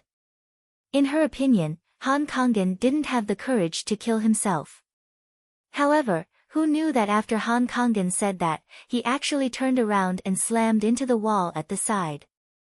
Seeing this, Han Yunqing was immediately shocked. No. If Han Kangen really died, all her efforts over the past few days would be in vain. Where would she go to find the truth? However, Han Yunqing's no didn't stop Han Kangen. He was serious. His head was already bleeding from the impact, but he still wanted to continue slamming into the wall.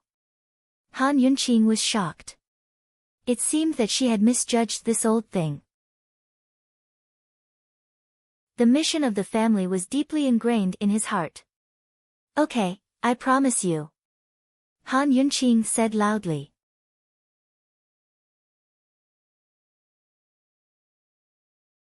Chapter 75. What a stubborn fellow. At Han Yunqing's shout, Han Kangen stopped. But as soon as he turned to look, he felt dizzy and collapsed to the ground. Han Yunqing was shocked and quickly called for the jailer to open the door. Han Yunqing went in to take a look and heaved a sigh of relief. Luckily, Han Kangen's old bones were strong enough. He only had a superficial wound and fell because he was dizzy. He didn't have a concussion. He collapsed on the ground with his eyes closed. He didn't really faint. Han Yunqing signaled for the jailer to leave. She sat down beside Han Kangen. Since she had promised him, she could ask him after he had rested enough. Although Han Kangen wasn't seriously injured, he was still very dizzy. After all, he had been tormented here for a few days and nights. Han Yunqing waited patiently at the side, pondering the relationship between Madame Tianxin and Han Kangen. Who was her biological father? Did Madame Tianxin die with her eyes wide open? Han Yunqing waited patiently, but Han Kangen was anxious. Although he was still dizzy, he asked anxiously, Han Yunqing, you agreed? You really agreed? Han Yunqing looked at him coldly and pursed her lips. She said unhappily, can you tell me the truth now? However, Han Kangen wasn't in a hurry to tell her the truth. Instead, he lowered his head and sighed. Han Yunqing, I'm old. This time, my reputation has been ruined. There's no one to carry on the Han family's medical skills. You know all my sons, none of them are capable, especially the eldest. Only the seventh is worth nurturing. It's a pity that he's young and can't take on the responsibility. You have to protect him. Han Yunqing didn't have so many thoughts at the moment. She urged him coldly, I understand. You can speak now. This time, Han Kangen took out a handkerchief. Han Yunqing knew that it was a woman's handkerchief with one look. The style was very old. Han Kangen unfolded the handkerchief. There were words written in blood on the handkerchief. Han Yunqing was shocked. She took a closer look and realized that it was an agreement. Heavens, this was an agreement between Madame Tianxin and Han Kangen. They were actually an agreement husband and wife. Han Yunqing, your mother and I, Lady Tianxin, are just husband and wife in name only.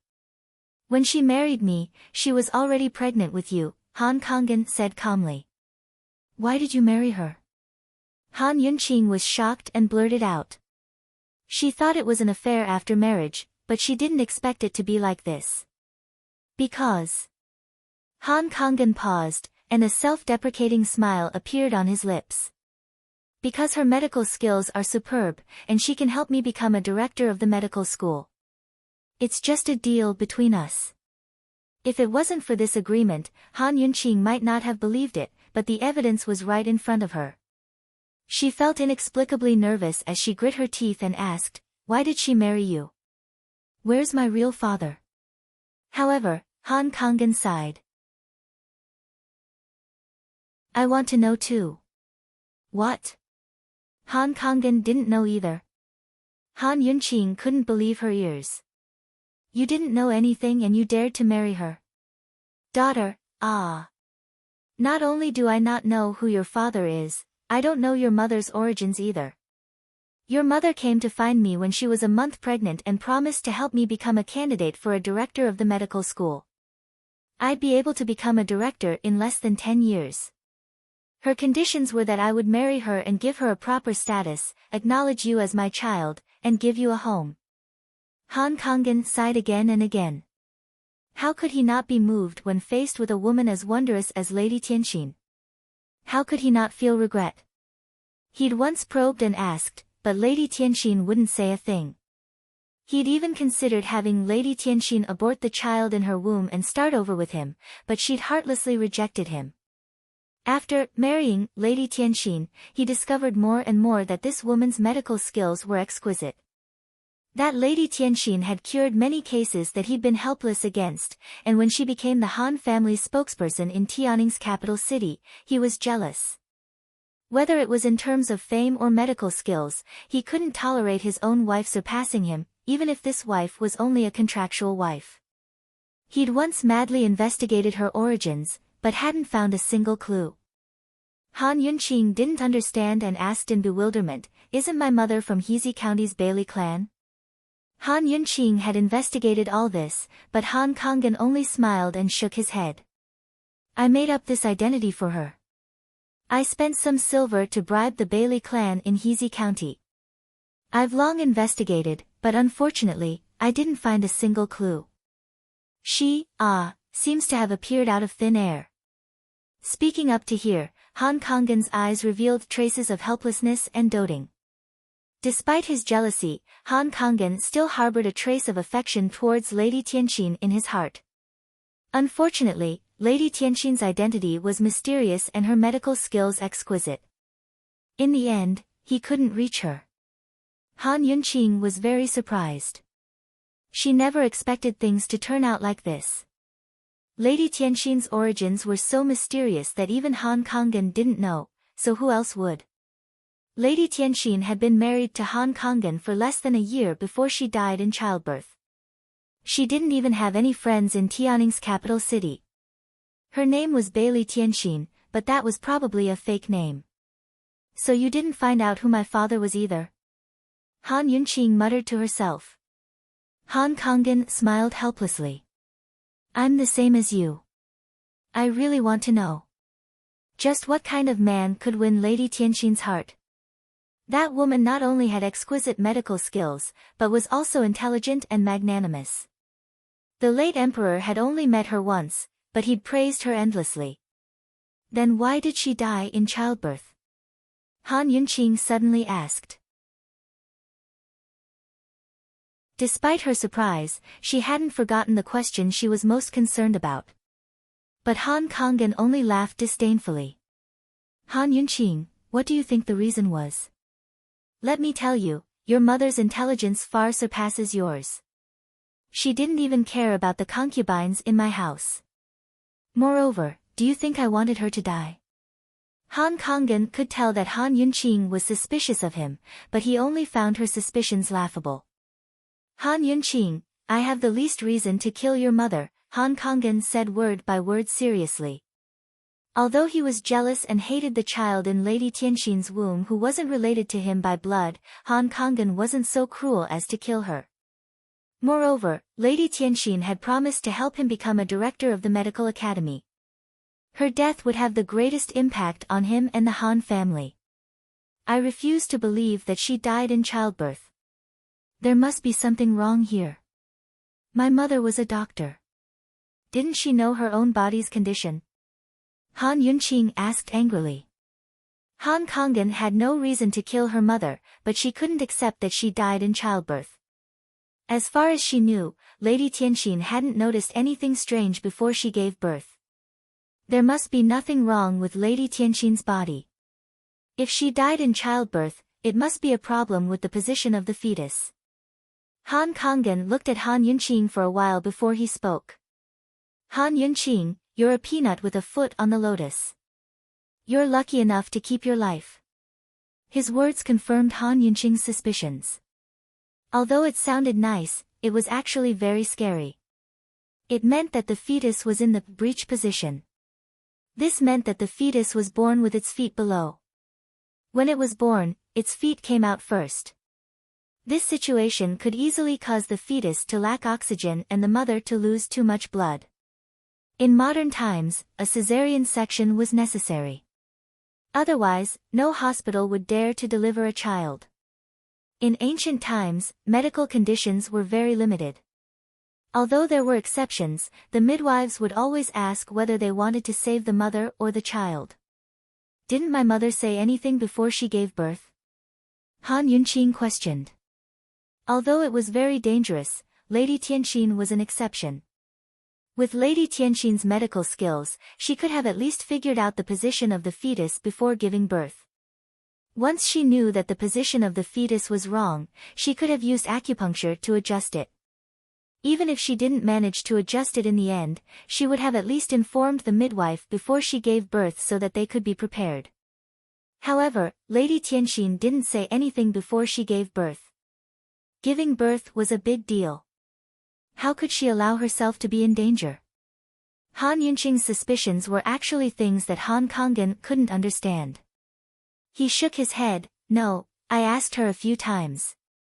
She said it was fine. Han Kangin remembered that the palace sent a midwife over in advance. However, he didn't hear what the midwife said. When she found out that the fetus was in the womb, the midwife was shocked. Han Yunqing shook her head repeatedly and said with certainty, there must be a problem. Perhaps the problem lies with your mother. It's a pity. Han Kangin sighed. She had been gone for so many years. The answer to this riddle was probably going to be lost forever. Then what about the poison scar on my face? Han Yunqing asked again.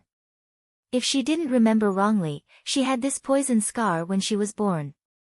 That was poison. How could it be there when she wasn't born? Could it be that Lady Tianxin was drugged? Was it to kill Lady Tianxin? If that was the case, wouldn't she, the surviving child, be in danger? This was the only clue. Han Yunqing looked at Han Kangin anxiously. However, Han Kangin lowered his head. What's the matter? Han Yunqing was anxious. Han Kangin was silent for a moment before he lifted his head and said, the poison scar on your face wasn't there when you were born. It was poisoned by old man, what? Han Yunqing flew into a rage. She didn't expect it to be like this. Han Kangin avoided Han Yunqing's furious gaze and said calmly, your mother is dead. What's the use of keeping you? To him, Han Yunqing was just someone else's flesh and blood. She had nothing to do with him. However, a child like her was destined to be Qin Wangfei. Not only did he have to raise her, he had to love and pamper her as if she was his ancestor. If Lady Tianxin was still around, perhaps Han Kangin could tolerate it. However, Lady Tianxin was suddenly gone. How could Han Kangin tolerate it? Not only could he not tolerate it, but he also hated Han Yunqing. If it wasn't for this child, Lady Tianxin wouldn't have died. This child couldn't be killed or abandoned. His only way was to destroy her and her looks. He wouldn't allow her to study medicine. In this way, the Empress Dowager could only give up on her. Indeed, when the Empress Dowager found out that Han Yunqing was an ugly girl, she observed for a period of time.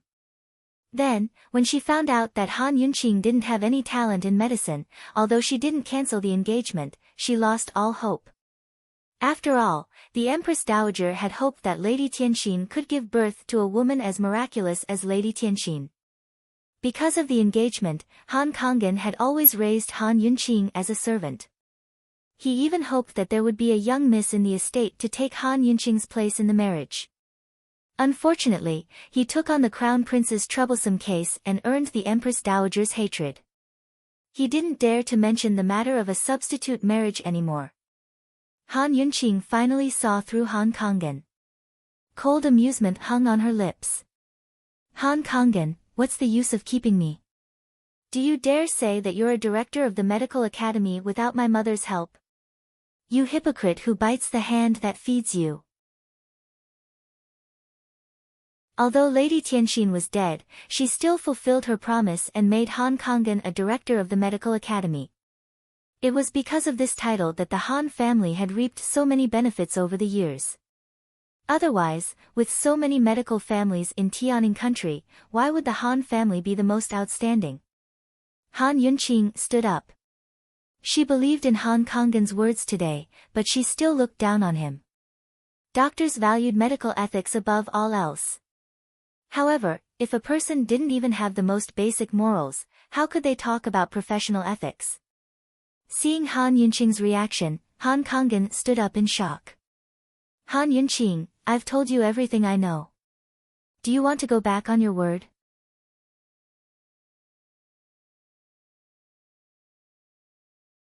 Chapter 76. Go back on her word. Han Yunqing looked at Han Kangin coldly and leaned over to take the storehouse key from his hand. You're thinking too much. Since it was something she had agreed to, she naturally wouldn't go back on her word. Moreover, this matter wasn't a small matter. Saving the Han family and saving the 3 generations of the Han family had the same logic. There were at least 100 people in the Han family and not all of them were evil people. There was no lack of kind and innocent people. Moreover, the Han family's medical skills needed to be passed down and they needed to save more patients. Thinking back, the reason why Madame Tianxin chose Han Kangin wasn't because of Han Kangin, but because of the Han family. Han Yunqing wouldn't put this matter first, but she would try her best.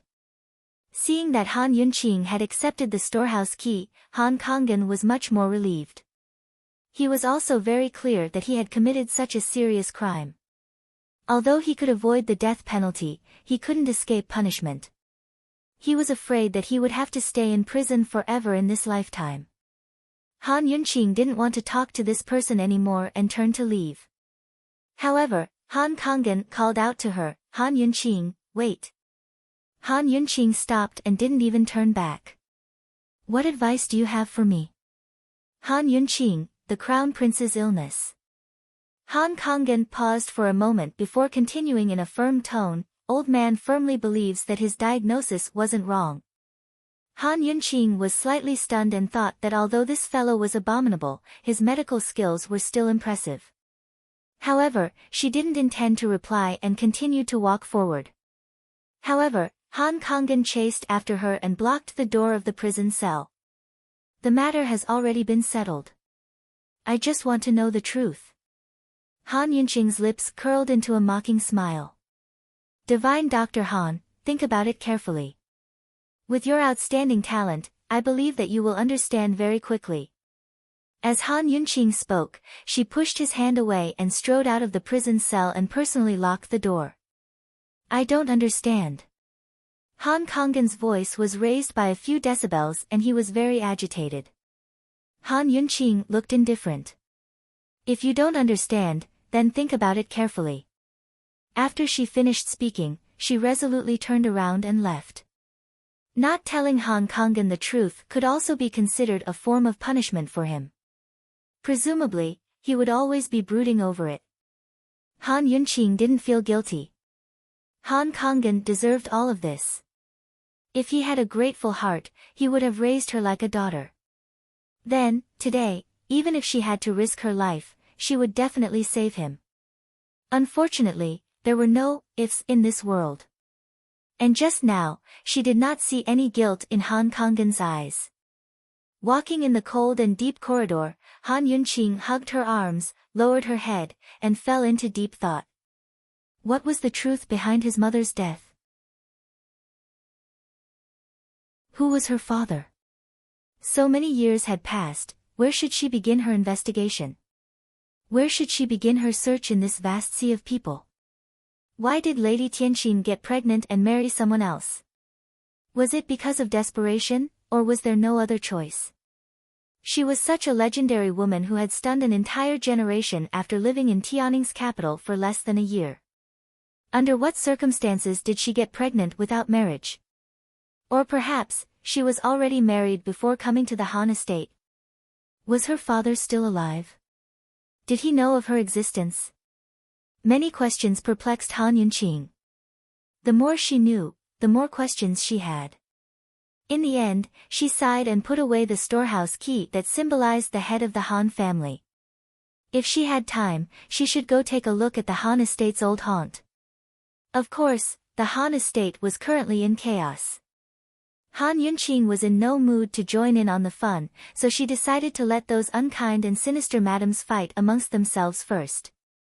After leaving the prisons, Han Yunqing was depressed.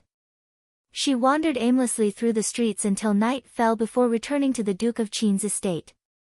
When Emperor Tianhui issued a general amnesty, he also revealed the truth about the Crown Prince's strange illness.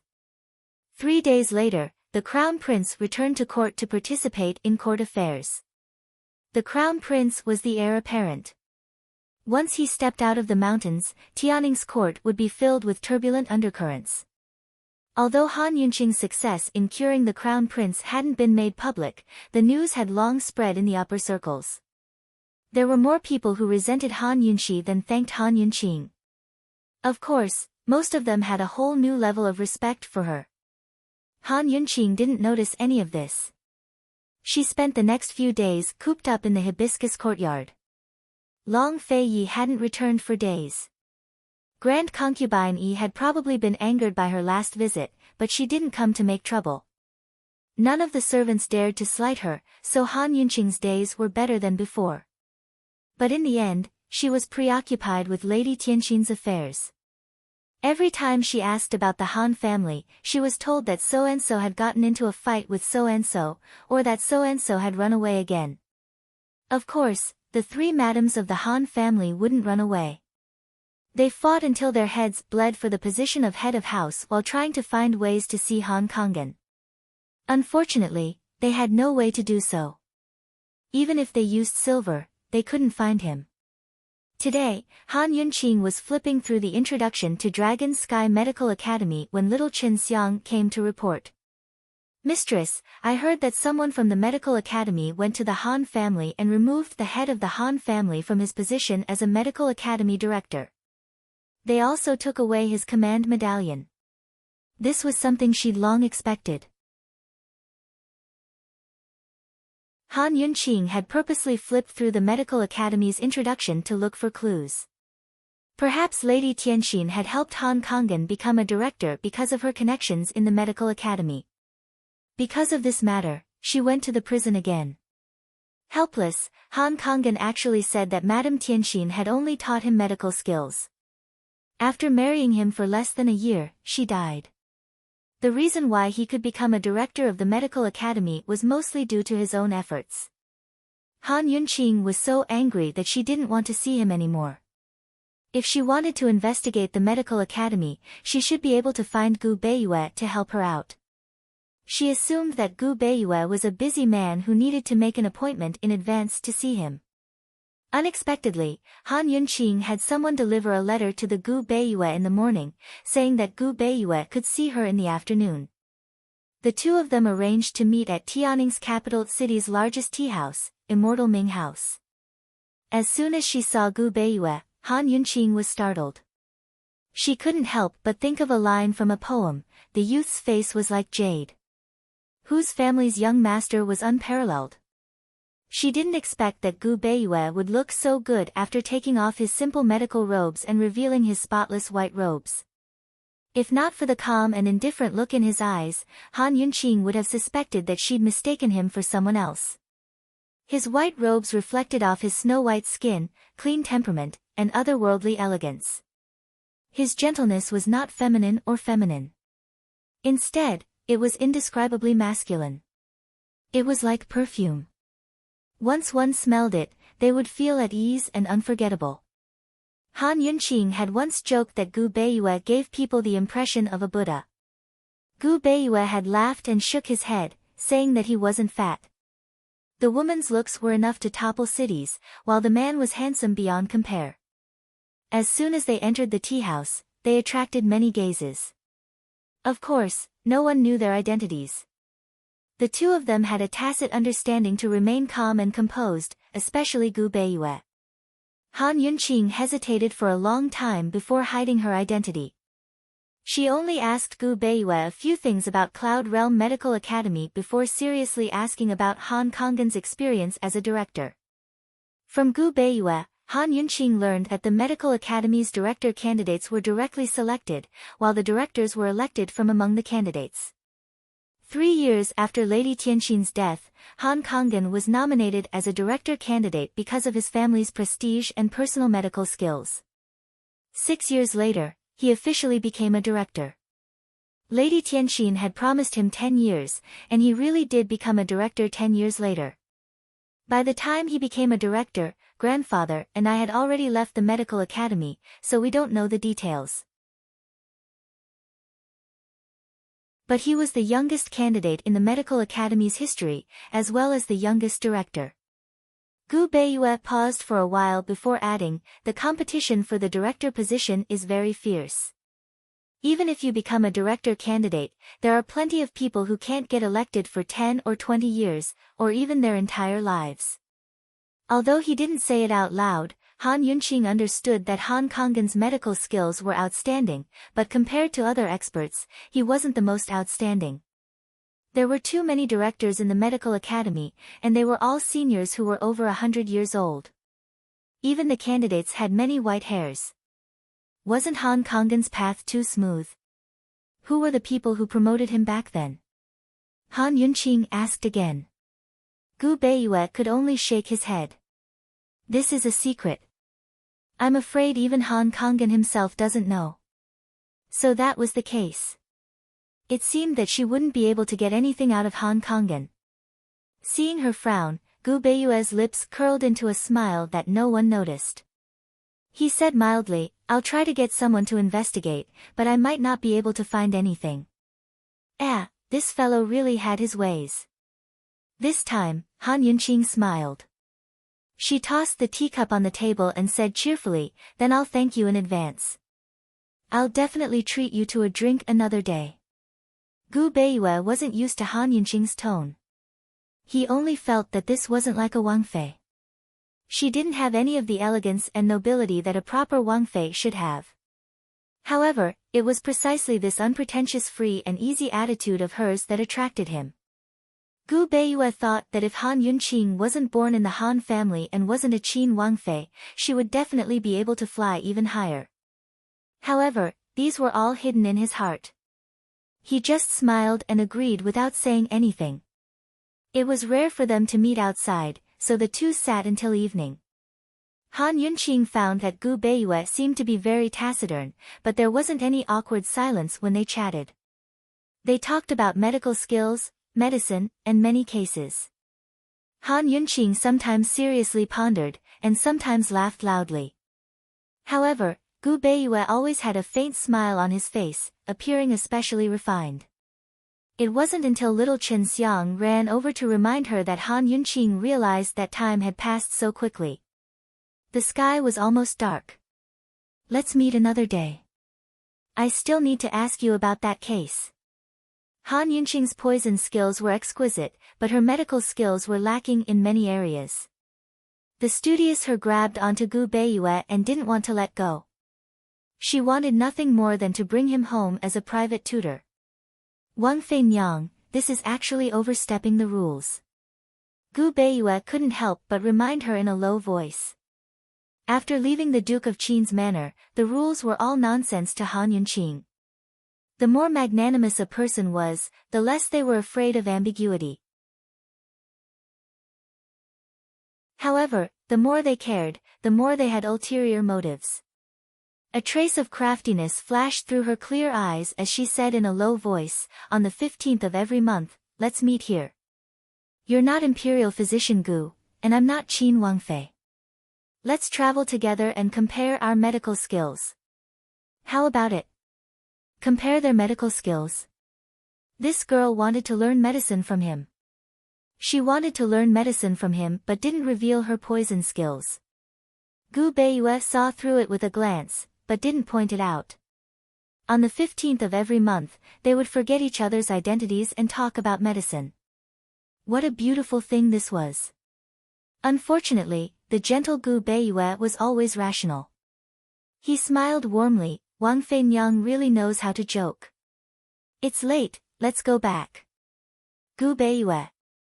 Han Yunqing suddenly frowned. She thought he would agree, but she didn't expect this guy to refuse. "Wang Fei Nyang, this subject can't leave the palace as he pleases. Let's go back." Gu Beiyue was still smiling. That smile seemed warm, but it contained a kind of firmness that made everyone unable to do anything about it.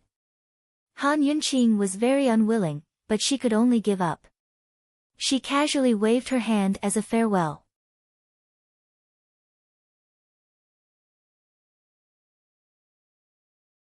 Chapter 77. When she went downstairs, little Chen Xiang opened her mouth. "Mistress, you're confused." "What's wrong?" Han Yunqing lazily asked. "Mistress, you're Qin Wangfei, you. Little Chen Xiang had always thought that her mistress was very smart, but now she couldn't help but worry about her brain. She pulled her mistress's hand and whispered in her ear, "You're a married woman, and you're even a prince's official consort. If this matter reaches Qin Wang's ears, you'll be finished." Little Chen Xiang was a bit stupid, but she was still very sensitive on some matters. Han Yunqing helplessly rolled her eyes. Of course she understood these things. She wasn't meeting a lover in secret, but simply felt that Gu Beiyue was someone she could make friends with. She'd asked him out for a chat, that's all. Moreover, she wasn't here to amuse herself or flirt with him, but to ask him for help. Besides, she and Long Fei Yi were only in name. Long Fei Yi even hugged another woman in front of her, saved another woman, and abandoned her without a care for her.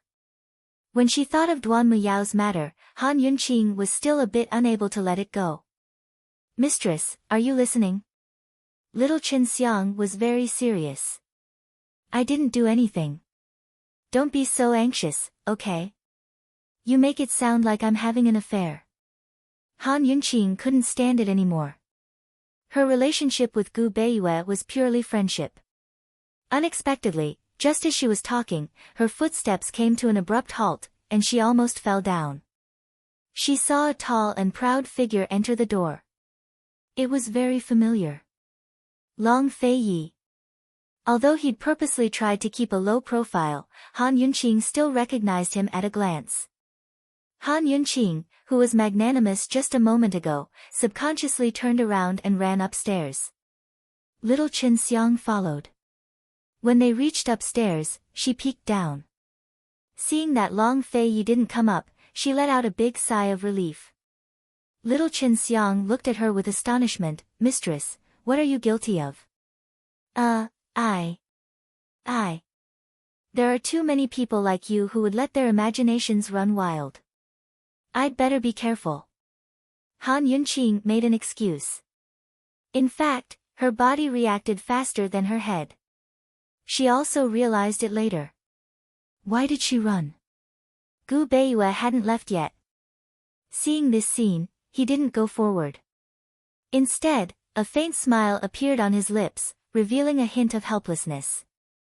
After Han Yunqing calmed down, she remembered that Gu Beiyue was still upstairs. However, when she turned around to look, he was gone. Where is he? Han Yunqing was puzzled.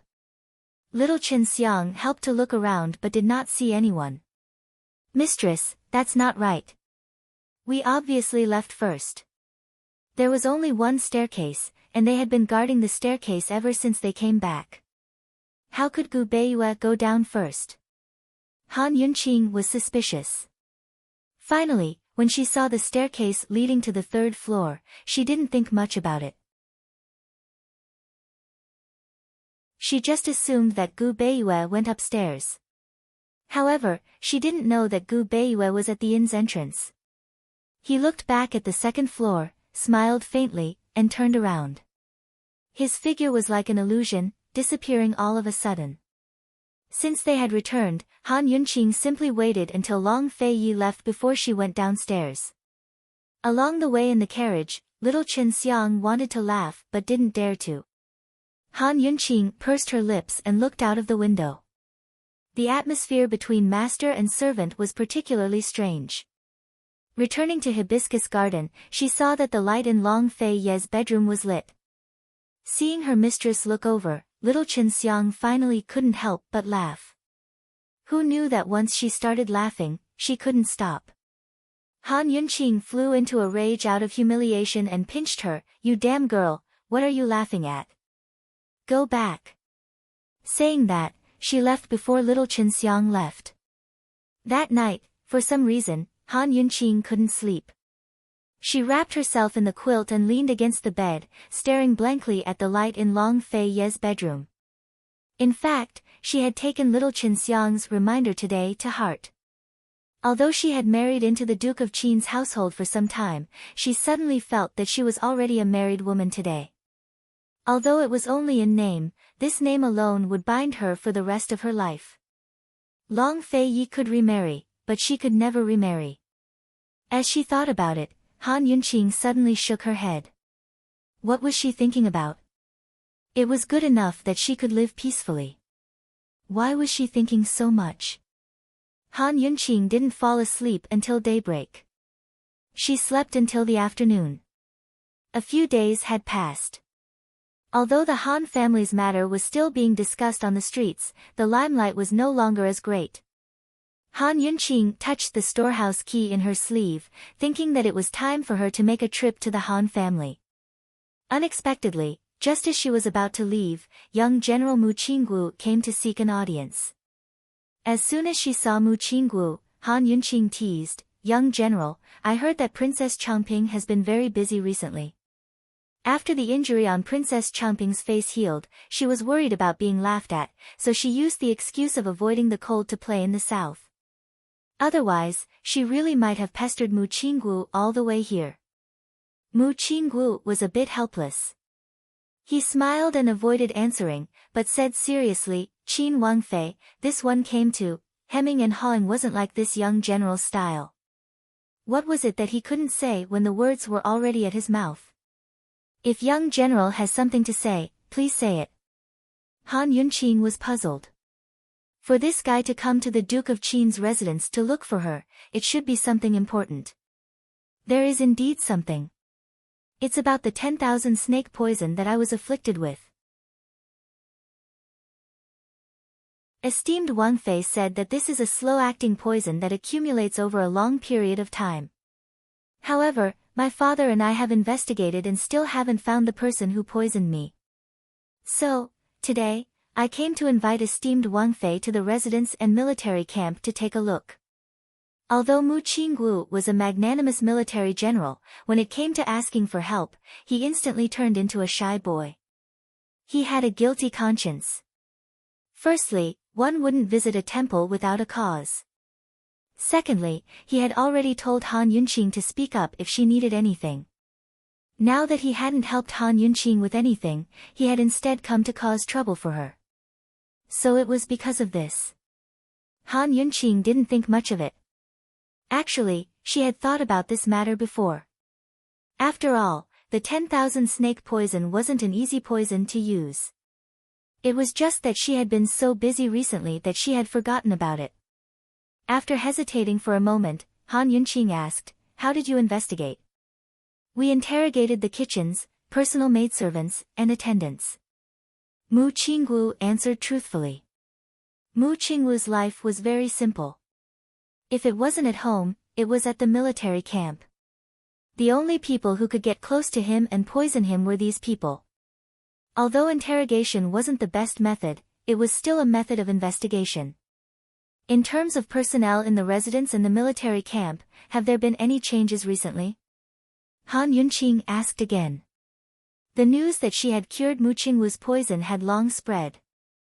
Moreover, she had interrogated the servants in the great general's residence.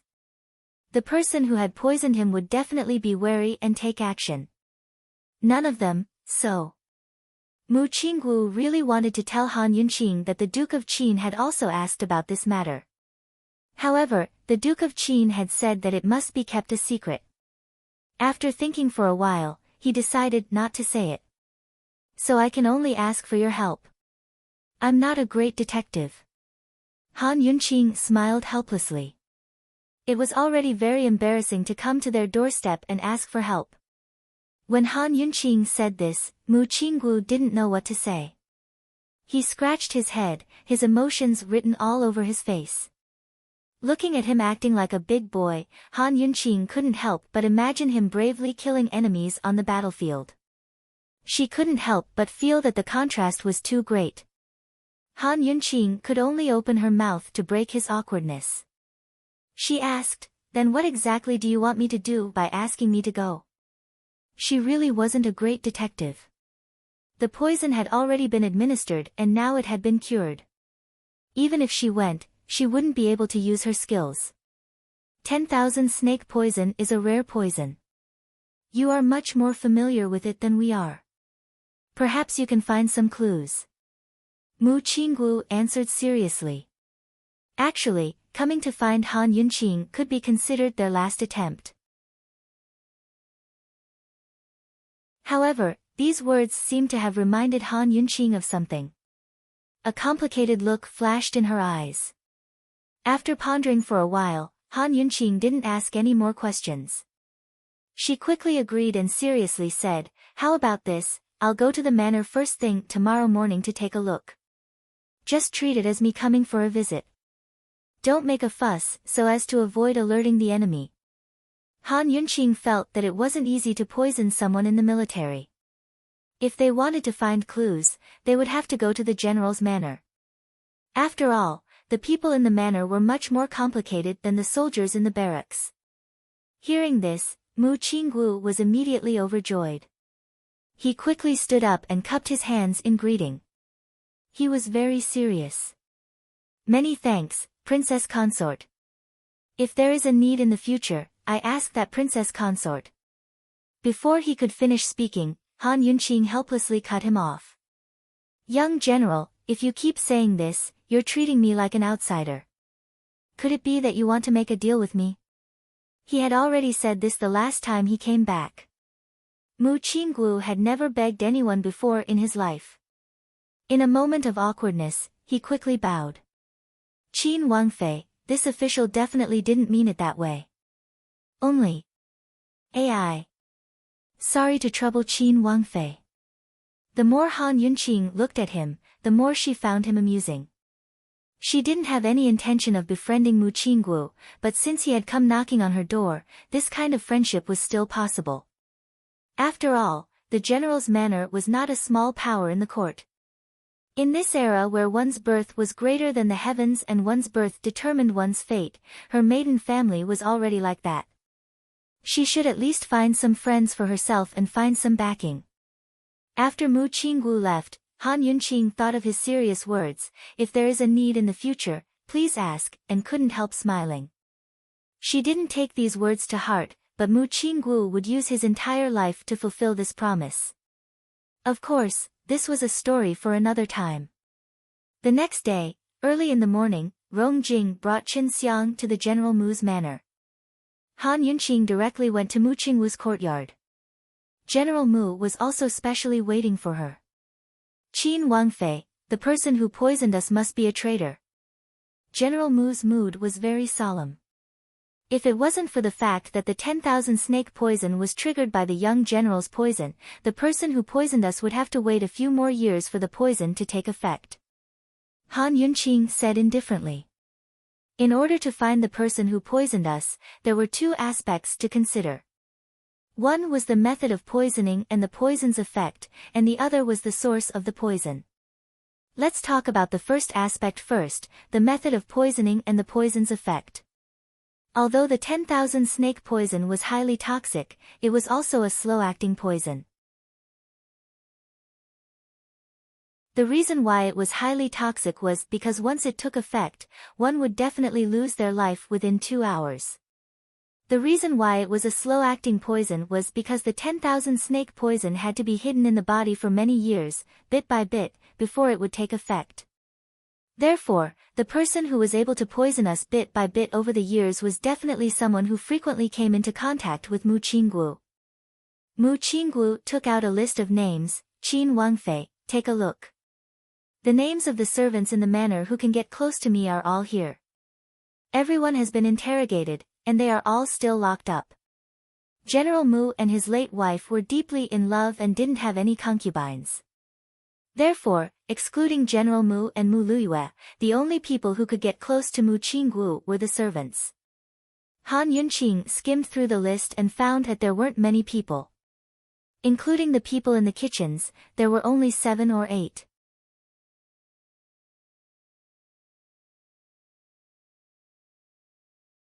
Chapter 78.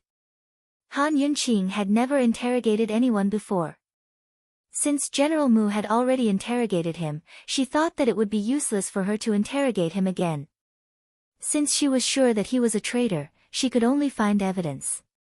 Glancing at the name list in her hand, Han Yunqing said indifferently, "Let's go. I'll search around first. Perhaps there will be some clues." As long as there were remnants of the poison in the general's manor, she would definitely be able to find it. Han Yunqing first checked everything in Mu Qinggu's room, including a few cans of tea leaves sent over from the military camp. Following that, General Mu and Mu Qinggu led the way. They first went to the kitchens. All of the meals in the general's manor came from there, so this place was the most suspicious. General Mu and Mu Qinggu originally thought that Han Yunqing would search for a long time. They did not expect that she would only walk around the kitchens once before walking out. "No," Han Yunqing said indifferently. "Qin Wangfei, are you sure?" General Mu's face was full of suspicion. 100% sure.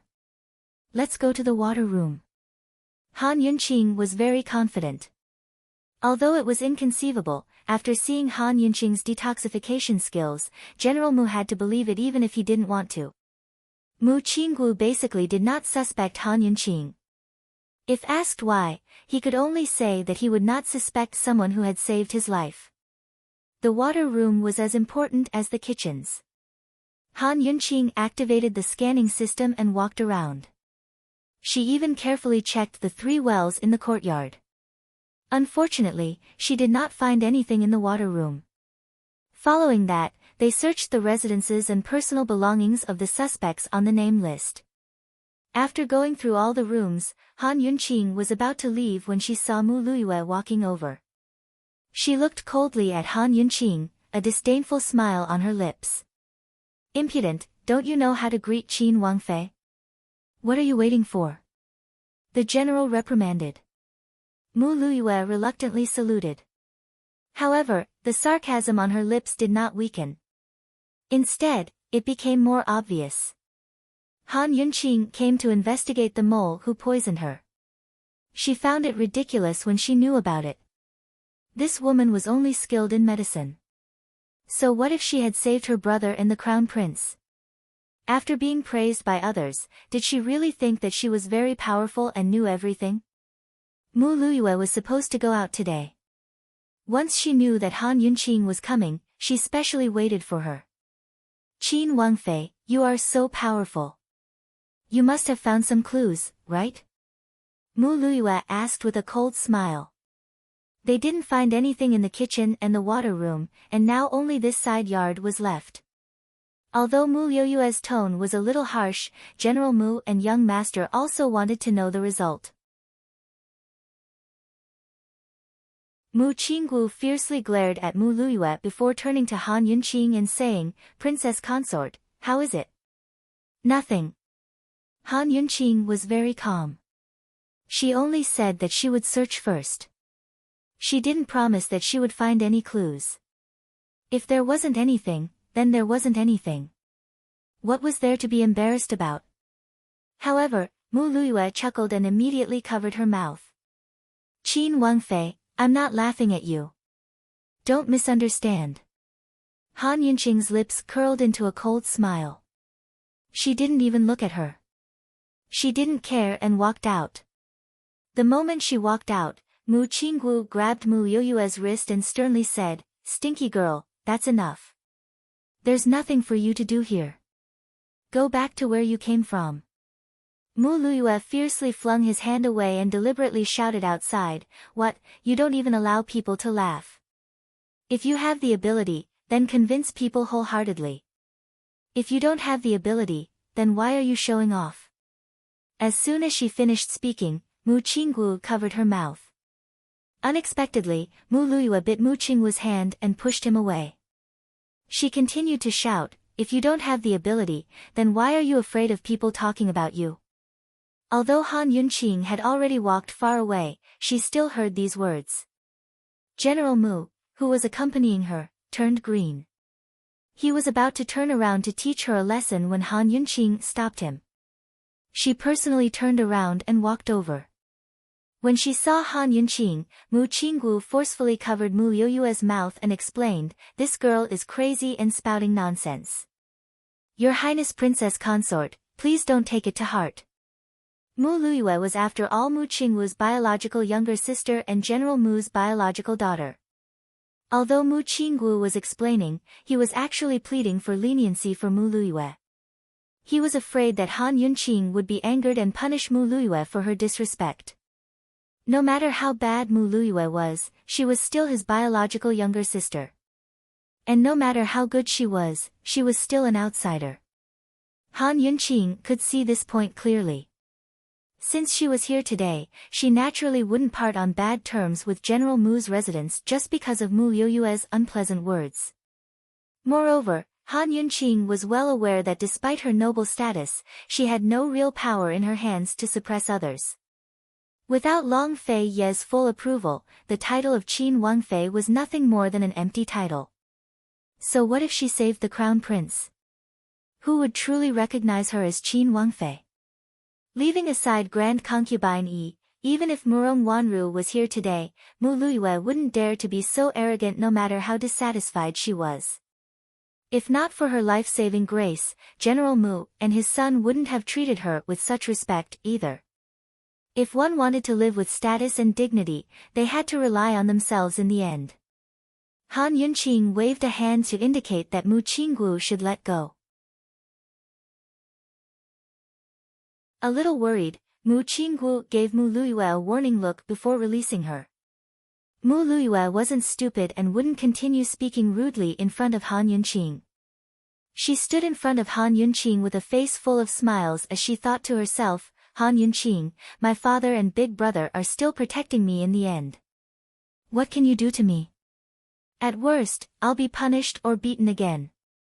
This young lady isn't afraid. Today, this young lady just wants to humiliate you." Han Yunqing looked coldly at Mu Luiyue before smiling calmly. "Mu Luiyue, do you think this Wang Fei won't be able to find the culprit?" "Luiyue doesn't dare. Qin Wangfei is a wondrous person, a godly person. There's nothing in this world that's harder than Qin Wangfei." Mu Luiyue purposely said sarcastically. On the side, General Mu and Mu Qingwu's faces were deathly pale. General Mu couldn't hold it in any longer as he angrily said, "Mu Luiyue, this has nothing to do with you." Scram! Mu Luiyue's words had already thoroughly angered Han Yunqing. Last time, she had only suffered a few lashes from General Mu, which was already considered lucky. She never thought that she would dare to take a mile after taking an inch.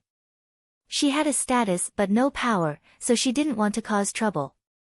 Did Mu Luiyue really think that she was so easy to bully? Han Yunqing stopped General Mu and said with a faint smile, "Mu Luiyue, do you dare to make a bet with Wang Fei regarding the matter of the traitor? Whoever loses, will take off their outer clothes and run around Xuanwu Street. How about it?" This bet was too big. General Mu and Mu Qinggu were both dumbstruck. They never thought that the dignified Qin Wangfei would actually think of this kind of bet. Mu Luiyue was first stunned, but then she became excited.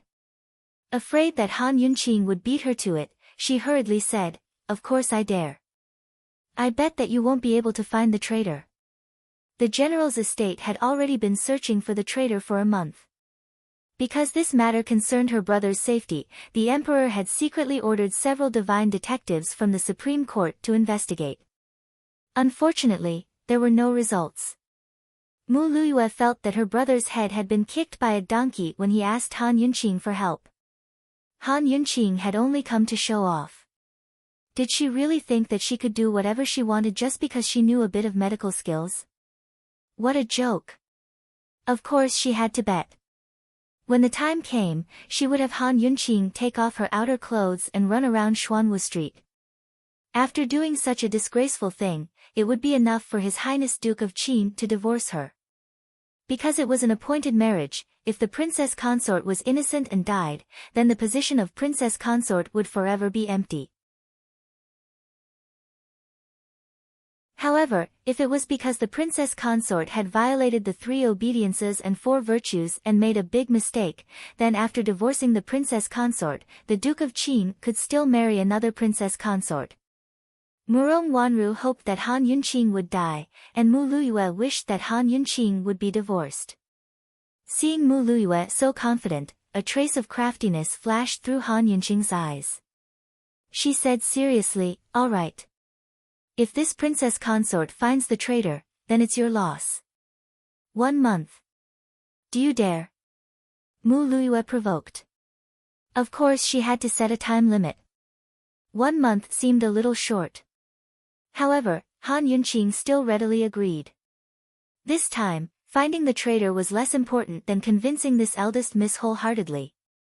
She had to personally teach this arrogant and unreasonable eldest miss a lesson so that the next time she saw her, she would take a detour. If you can't find the traitor within a month, then it's your loss. Mu Luiyue asked seriously, wanting Han Yunqing to give her a definite answer. May the great general bear witness. Han Yunqing looked towards the head of the great general's estate. Although General Mu was somewhat disappointed that they hadn't found anything after walking around today, no matter what the result was, he didn't want his daughter to lose face, nor did he want Qin Wangfei to lose face. Esteemed Wangfei, I think we should forget about this bet. After all, the matter of the traitor, who knew that before he could finish speaking, Mu Luiyue interrupted, "Father, this is what esteemed Wangfei said she wanted to bet. We can't dampen esteemed Wangfei's mood. You're still talking." General Mu was so angry that he almost lashed out with his whip. Mu Luiyue was a little afraid and took a step back. However, she looked at Han Yunqing provocatively, afraid that she would regret it. "Great General, it's said that a monarch doesn't go back on his words. Although this Wangfei is a woman, she is still the Qin Wangfei. How can I go back on my words?" Han Yunqing asked seriously. Now that things had come to this, Han Yunqing had brought out her prestige as a Wangfei, but General Mu was anxious. He couldn't afford to take responsibility no matter who won or lost. "Esteemed Wangfei, for this old official's sake, please," before he could finish speaking, who knew that Mu Qinggu would speak up, "Father, Luiyue has already agreed. She can't go back on her words." Mu Qingwu's words surprised Han Yunqing. It seemed that he had had enough of this spoiled little sister of his. Very good, this fellow didn't disappoint her. General Mu looked at Mu Qinggu and then saw Han Yunqing's cold and stern expression. He had no choice but to agree. Seeing her father nod, Mu Luiyue was overjoyed. She couldn't wait to write a letter to Princess Changping and tell her the good news. She wanted Princess Changping to hurry back to the capital to see the joke. However, Mu Luiyue quickly discovered that she was happy too early. "General Mu, since we can't find any clues in the estate, there's only one way," Han Yunqing said seriously. When these words came out, Mu Luiyue looked over with a frown. Seeing Han Yunqing's indifferent expression, she felt a little nervous. "Esteemed Wangfei, please speak." General Mu was also nervous. Find the source. Han Yunqing seriously said. The source? Mu Qinggu didn't understand. The source of the poison. Han Yunqing indifferently said. The 10,000 poisonous snake was a very rare poison. It was a mixture of the 10 most poisonous snake venoms in the world. The reason why it was called 10,000 poisonous snake wasn't because it was made from the venom of 10,000 snakes. Rather, it was because the 10 most poisonous snake venoms in the world were equal to the venom of 10,000 normal snakes. Just this name alone was enough to show how terrifying it was. To make this kind of poison wasn't a simple matter. Not only did one need to know the proportions, the most important thing was to find the 10 most poisonous snakes and extract their venom. Although medicine and poison were of the same family and a large amount of medicine could become a poison and a small amount of poison could become a medicine, these were all special circumstances. There was still a strict distinction between medicine and poison. However, these 10 snake venoms were special cases. Since they were highly toxic, they could be used to treat a few rare diseases.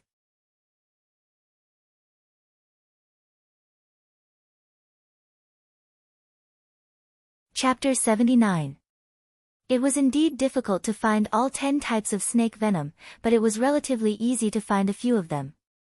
General, 7 of the 10 types of snake venom can be used as medicine and can be sold in large pharmacies. The remaining 3 types are very rare snake venoms. If it's confirmed that the person who poisoned you is someone close to the young general, then within 2 to 3 years, this trader will definitely buy snake venom to concoct a poison. This type of poison can only be stored for a day at most. A day. When Han Yunqing said this, General Mu was shocked. This was a clue, and a very important one at that. Mu Qinggu was overjoyed. Qin Wangfei, please write down the names of the 10 types of snake venom. This official will immediately investigate. Han Yunqing's words stunned Mu Luiyue, but surprised General Mu and his son. Although the stakes were high, compared to finding the traitor, it wasn't that high. Every day that the traitor wasn't found was another day that Mu Qinggu and even General Mu would be in danger. Moreover, this matter could possibly involve the northernly spies, so they couldn't be careless. Mu Qinggu had long disliked Mu Luiyue and couldn't wait for her to be taught a lesson. As for General Mu, he couldn't care less for the time being. Finding the traitor was the most important thing. Everything else could be discussed later. Han Yunqing only wrote down the names of 7 types of snake venom and left the other 3. Qin Wangfei, aren't there 10? Mu Qinggu asked, puzzled. Find these 7 first. See which pharmacies sell them and if anyone has bought them. Investigate clearly first. I have my own arrangements for the rest. Han Yunqing said seriously. Mu Qinggu was a smart person and didn't pursue the matter. At this time, Mu Luiyue watched from the back and couldn't help but worry. However, worry was just worry. Han Yunqing was only guessing. The results of the investigation were still unknown. Mu Luiyue refused to believe it. She wanted to immediately write a letter to Princess Changping. That day, after Han Yunqing left, Mu Qinggu personally went to investigate the matter. He spent 3 days investigating all the big and small pharmacies in the imperial city. Just as Han Yunqing said, many pharmacies sold these medicines. However, the results of the investigation were still beyond his expectations. 3 days later, Mu Qinggu paid another visit to the Duke of Qin's manor. Princess Consort, out of the 32 pharmacies in the city, there are a total of 10 pharmacies that sell snake venom, but... Mu Qinggu frowned and said seriously, however, the shopkeepers of these pharmacies said that this snake venom is not commonly used. If it is not for a special prescription, no doctor would dare to prescribe this kind of snake venom. 8 out of the 10 pharmacies had never sold any of the 7 snake poisons. As for the remaining 2, they had only sold it once, and that was 5 or 6 years ago. The 10,000 snake venom had accumulated in Mu Qinggu's body for 3 years at most. In other words, the trader hadn't bought snake venom from the pharmacies. Princess Consort, could it be that the trader brought the snake venom from somewhere else and made the 10,000 snake venom in the manner? Mu Qinggu guessed. However, Han Yunqing decisively shook her head. If it was brought over, it would be enough to use. This is poison.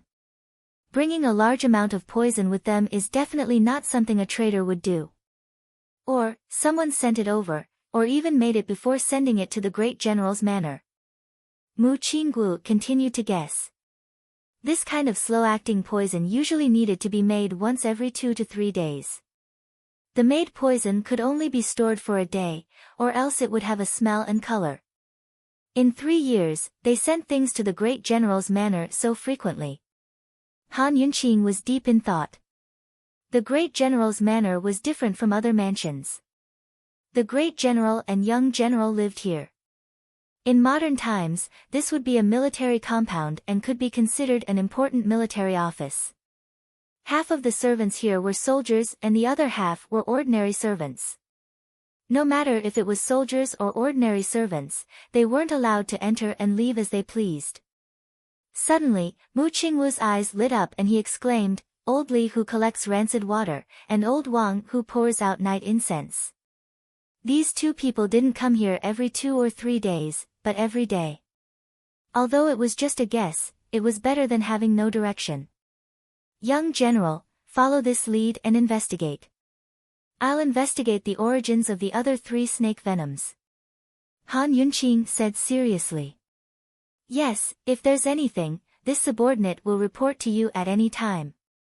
Mu Qinggu stood up and stood in a super-standard military posture. He cupped his fists, bowed, and gave orders. These actions were done cleanly and nimbly, full of masculine strength. Although this guy was young and didn't have much experience, there weren't many people in the imperial court who could accept such a big bow.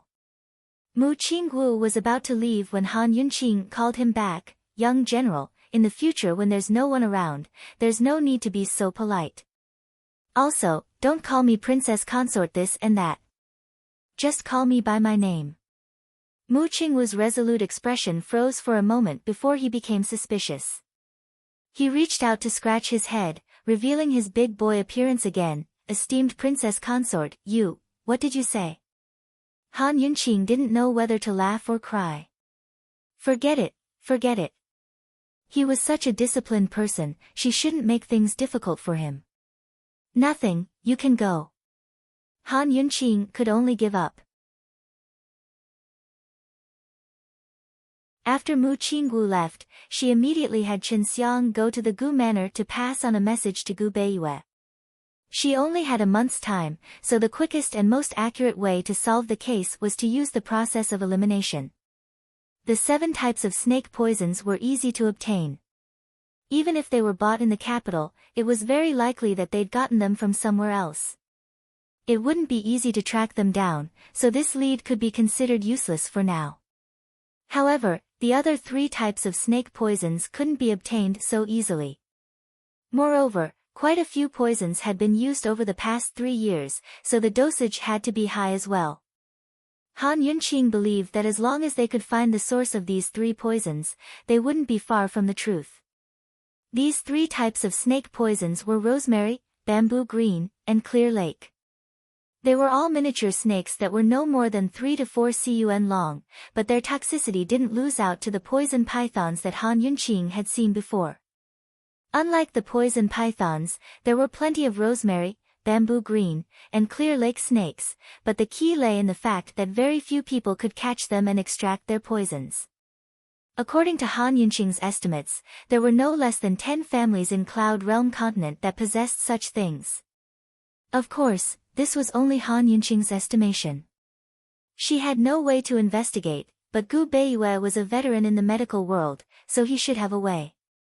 Gu Beiyue really was busy, unlike last time when he could see the emperor as soon as he wanted. The emperor had caught a cold, so he had to stay in the palace and couldn't leave. It wasn't clear when he'd be able to leave, so Han Yunqing could only wait. "Mistress, do you have enough time to make an appointment with eldest Miss Mu in a month?" Little Chen Xiang was very worried. It's just a cold. It'll take 5 or 6 days at most. The young general needs time to treat himself, too. Han Yunqing said mildly, rejoicing in her heart that Emperor Tianhui wasn't seriously ill. Otherwise, Gu Beiyue wouldn't be able to leave the palace for a month or two. Chen Xiang pouted on one side, unhappy. Mistress, why don't you ask His Highness Duke of Qin for help? Han Yunqing clearly heard her, but pretended not to hear as she rose to leave. Chen Xiang continued to mutter, His Highness Duke of Qin's connections are much wider than Imperial Physician Gu's. Mistress, you're recklessly wasting God's gifts. Hearing this, Han Yunqing had no choice but to stop and turn back with a smile. Be good. Recklessly wasting God's gifts isn't useless. Of course she knew that Long Fei Ye's connections were much wider than Gu Beiyue's, but she didn't believe that Guy would be so free as to help her. Mistress, even if you're too embarrassed to ask His Highness Duke of Qin for help, you can have the young general do it. This is a matter of the general's estate, little Chen Xiang reminded again. This time, Han Yunqing narrowed her eyes. How am I embarrassed? Seeing her mistress's dangerous expression, little Chen Xiang shut her mouth and thought, you have a guilty conscience. After gagging little Chen Xiang's mouth, Han Yunqing left in a carefree manner. She was being made difficult by all sorts of people only because she hadn't received Long Fei Ye's true approval. If that guy truly approved of her, she'd sit firmly in her position as the Duke of Qin's official consort. In all of Tianning's court, who would dare to provoke her or offend her? In this era, a mother relied on her son's status, while a wife relied on her husband's honor. But she could only rely on herself, and only herself. Han Yunqing waited for news as she flipped through the Cloud Realm records. This was an ancient book that introduced the various powers of Cloud Realm continent. In the center of Cloud Realm continent were Tianning country, Northern Li country, and Western Zhou country. Within these three countries were powers independent of the empire, the most famous of which were Carefree City, the City of Women, and Medical City. The medical academy that Gu Beiyue often mentioned was a large-scale institution in Medical City. It could be said that it was the most authoritative institution in all of Cloud Realm continent. Unfortunately, the Cloud Realm Records was only an ancient book with very little information on medical families and poison sections. Han Yunqing couldn't find what she wanted inside. Mistress, the Han family is one of the most famous medical families in Tianning country. It's said that they have quite a few hidden medicines. Little Chen Xiang spoke casually, but her words reminded Han Yunqing of something. That's right, the Han family. In Tianning's capital, or even in all of Tianning country, there was probably no other family besides the imperial family that had more hidden medicines than the Han family. How could she have left out the Han family? Let's go, we'll go take a look at the Han family. Han Yunqing decided promptly. At noon that day, Han Yunqing brought little Chen Xiang to knock on the Han family's doors. When Han Yunqing transmigrated here, she'd already left the Han family in a bridal sedan chair. All of her memories of the Han family came from the original owner's memories. Yeah, as soon as the door opened, the little page boy guarding the door grumbled, "Who are you? Can't you let me sleep in the middle of the day? Qin Wangfei has arrived." Little Chen Xiang shouted loudly. What has Qin Wangfei come here for? The page boy didn't think much of it, but he quickly recovered his wits and opened the door in fright. He scrambled out and fell to his knees as soon as he saw Han Yunqing. Esteemed Wangfei. This one didn't know esteemed Wangfei would grace us with her presence. Esteemed Wangfei, please spare my life. This page boy was scared out of his wits. Forget about him, no one in the Han family believed that Han Yunqing could step through the Duke of Qin's doors. Moreover, many people had guessed that this eldest young miss would die.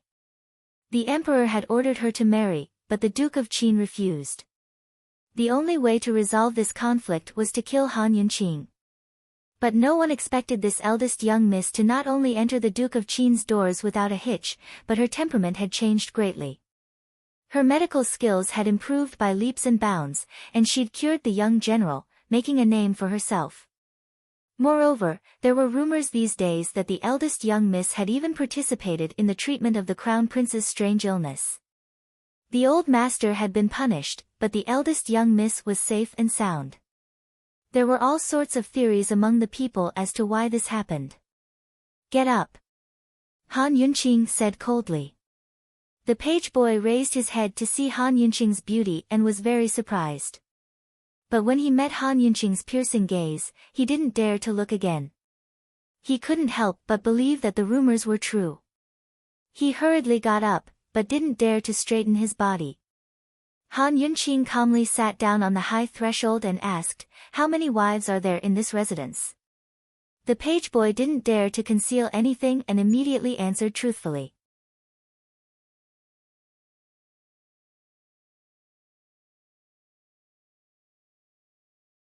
Chapter 80. She didn't know if she didn't ask, but she was shocked when she did. Han Kangen had many concubines, but only 2nd Madame Su, 3rd Madame Li, and 7th Madame Helian were left behind. Strictly speaking, Madame Su was also a concubine and could only be called a concubine. However, Madame Su's identity was special. She was the legitimate daughter of the Minister of Appointments. Back then, she admired Han Kangen and married into the Han family. Because Madame Tianxin was the Empress Dowager's lifesaver, even after Madame Tianxin passed away, she didn't dare to be the legal wife. How could the legitimate daughter of the Minister of Appointments be a concubine?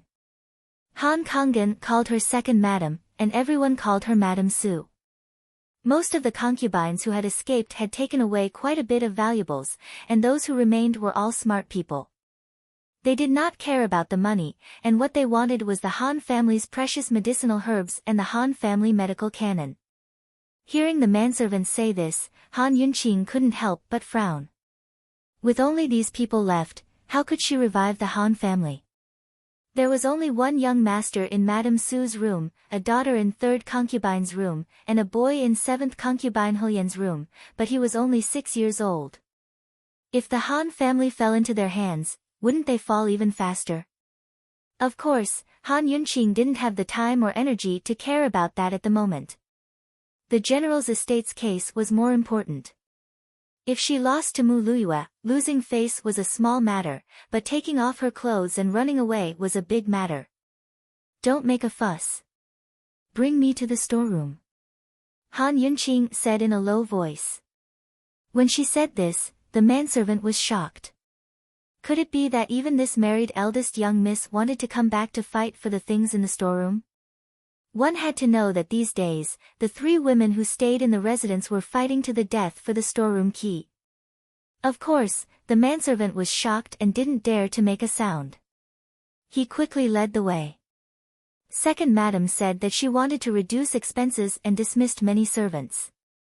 The manservant brought Han Yunqing to a remote road and didn't meet many people along the way. However, just as they were about to reach the storeroom, laughter came from the corridor. It seemed that there were many people. Han Yunqing stopped and looked towards the sound. She was blocked by a bamboo bush. "What is it, and what is it?" she asked in a low voice.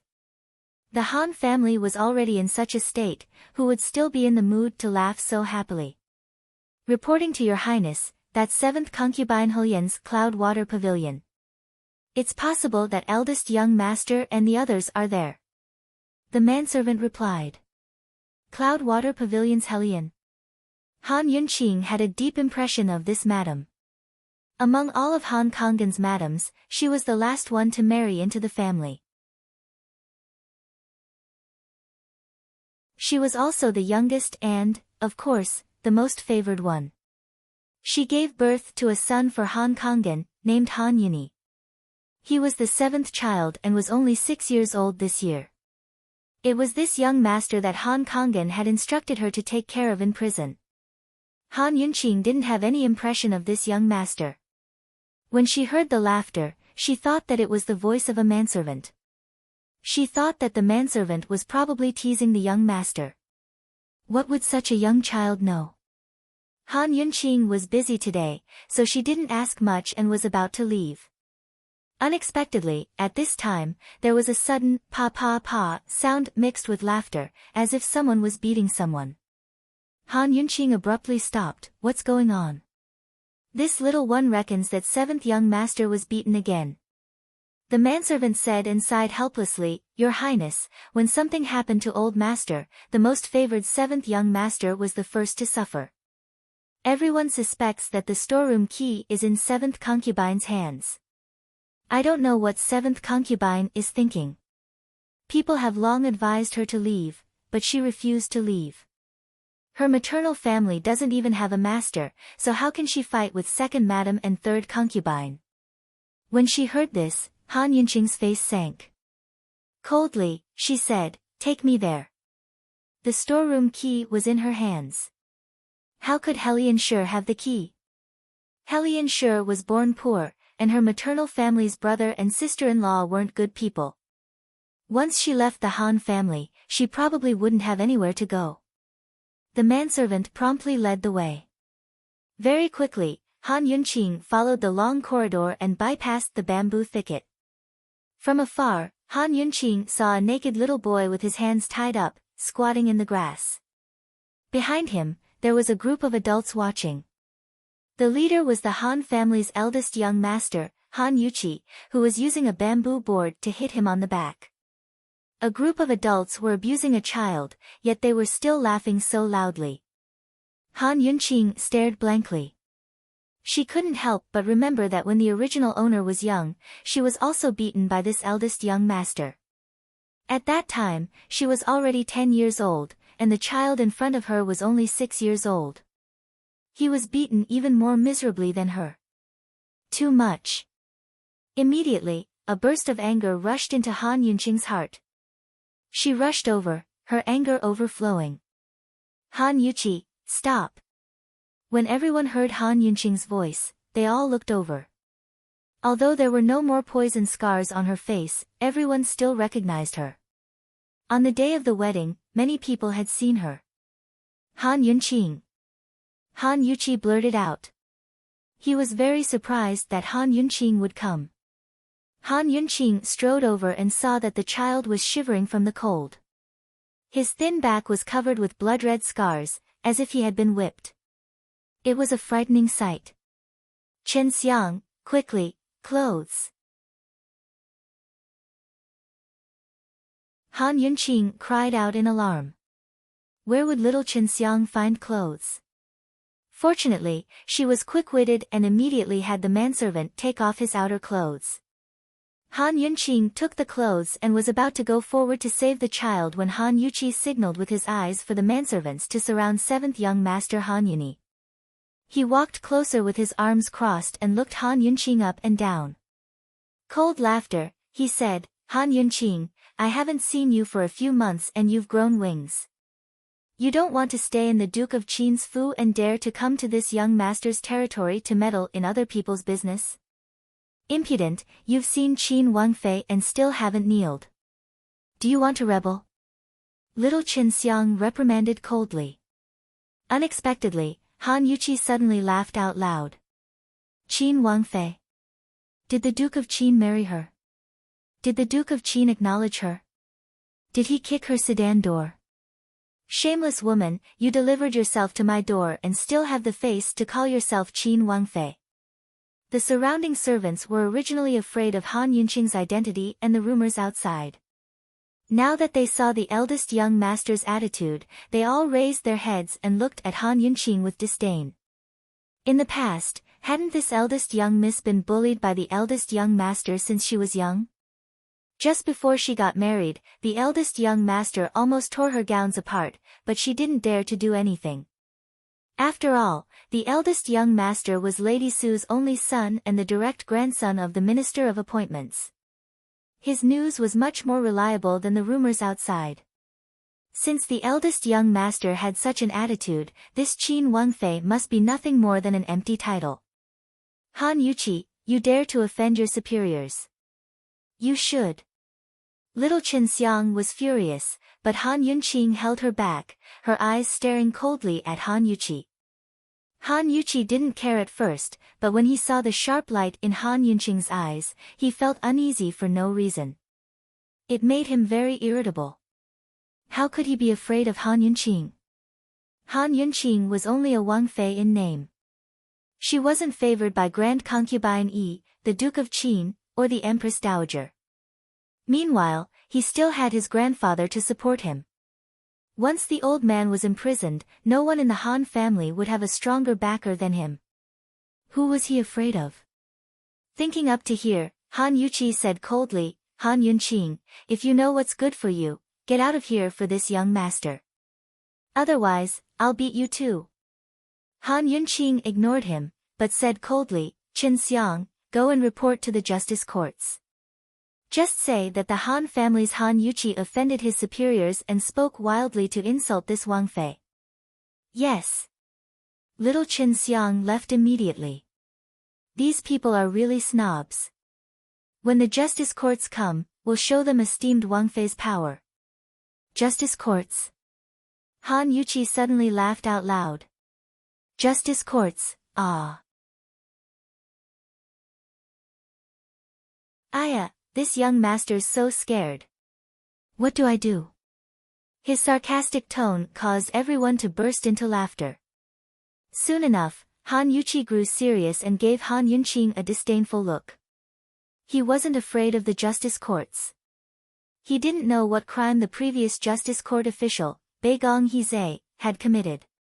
However, he heard from the minister's manner that the higher-ups had appointed his maternal grandfather to personally interrogate him. The new justice court official, Official Ouyang, had also been recommended by his maternal grandfather. The justice court official and the minister of the Ministry of Personnel were both third-rank officials. His maternal grandfather was very prestigious. Letting little Qin Xiang leave, Han Yuqi calmly sat down on the side. Coldly looking at Han Yunqing with raised eyebrows, this young master's mood is good today. I'm just waiting for your people to come. Han Yunqing ignored him. Seeing the child's trembling back, she felt pain for him. She was about to go forward, but several manservants stopped her. As for the manservant who brought Han Yunqing here, he didn't dare to make a sound and silently retreated to the side. The situation was deadlocked. Seeing the child curled up into a ball, Han Yunqing became more anxious. Such a small child, if this continued, even if he didn't die from pain, he would die from the cold. After trying a few times, the manservants formed a human wall and didn't budge an inch. Han Yunqing also couldn't push them. She got angry and angrily warned, Han Yuqi, you better not regret it. Regret? Hee, Han Yunqing, the one regretting it will be you. Han Yuqi laughed loudly. He had only heard about the young general's antidote and still didn't believe it. How could he know the specific situation inside? He was very much looking forward to the justice court sending people. Han Yunqing's phoenix eyes narrowed into a straight line. This place wasn't far from the justice court. She would wait. However, just as the two sides were in a deadlock, a sharp cry suddenly sounded, ee-er. Ee-er. Following the sound, a young woman in her early 20s ran over in alarm. This person was none other than the child's mother, the Han family's seventh madam, Helian Zuexiang. As soon as she came over, she didn't care about anyone else. Seeing her son's situation, she immediately burst into tears and crazily rushed over. Stop her! Han Yuqi sternly shouted and suddenly stood up. Helian Zuexiang was only a weak woman. However, a manservant blocked her and fiercely pushed her to the ground. However, she quickly got up and angrily rebuked Han Yuqi, Han Yuqi, are you still human? Whatever you have, you come at me. What kind of man are you to make things difficult for a child? Hee, come at you. Then fine, obediently hand over the storehouse key. This young master will immediately let you go. Han Yuqi sneered. Hearing this, Han Yunqing understood. I don't have it. How many times have I told you, I don't have the key? How could Lord give the key to us? Something happened to Lord, so the key must still be on Lord. Helian Zuexiang seriously said. Hee, you think I'll believe your nonsense? Ever since you entered the family, my father has been sleeping in your room every day and teaching that boy medical skills. You think I don't know? Even if my father didn't give you the storehouse key, you must know where he hid it. Han Yuqi coldly snorted. I don't know. Lord comes every day because Yuni is eager to learn. Lord comes every day to personally teach him. Helian Zuexiang hurriedly explained. As she spoke, she took advantage of the manservant's inattention to go to her son. However, in the end, she was still pushed back by the manservant and fell to the ground. This time, Helian Zuexiang somewhat couldn't get up. She cried loudly at her child's frightening back, Son, how are you? You should answer Nyangqin. Son, don't scare Nyangqin. Answer Nyangqin, look at Nyangqin. Son, don't scare mother, okay?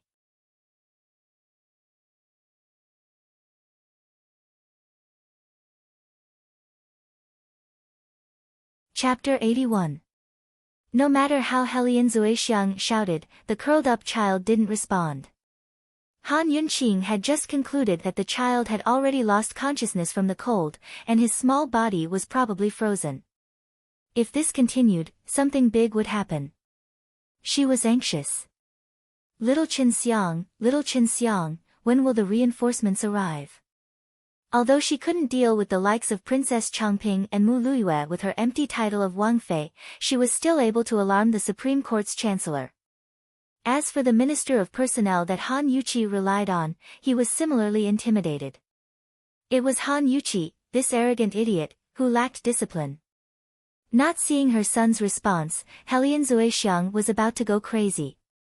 She crawled to Han Yuqi's feet, crying and begging, Eldest young master, the storehouse key really isn't in our hands.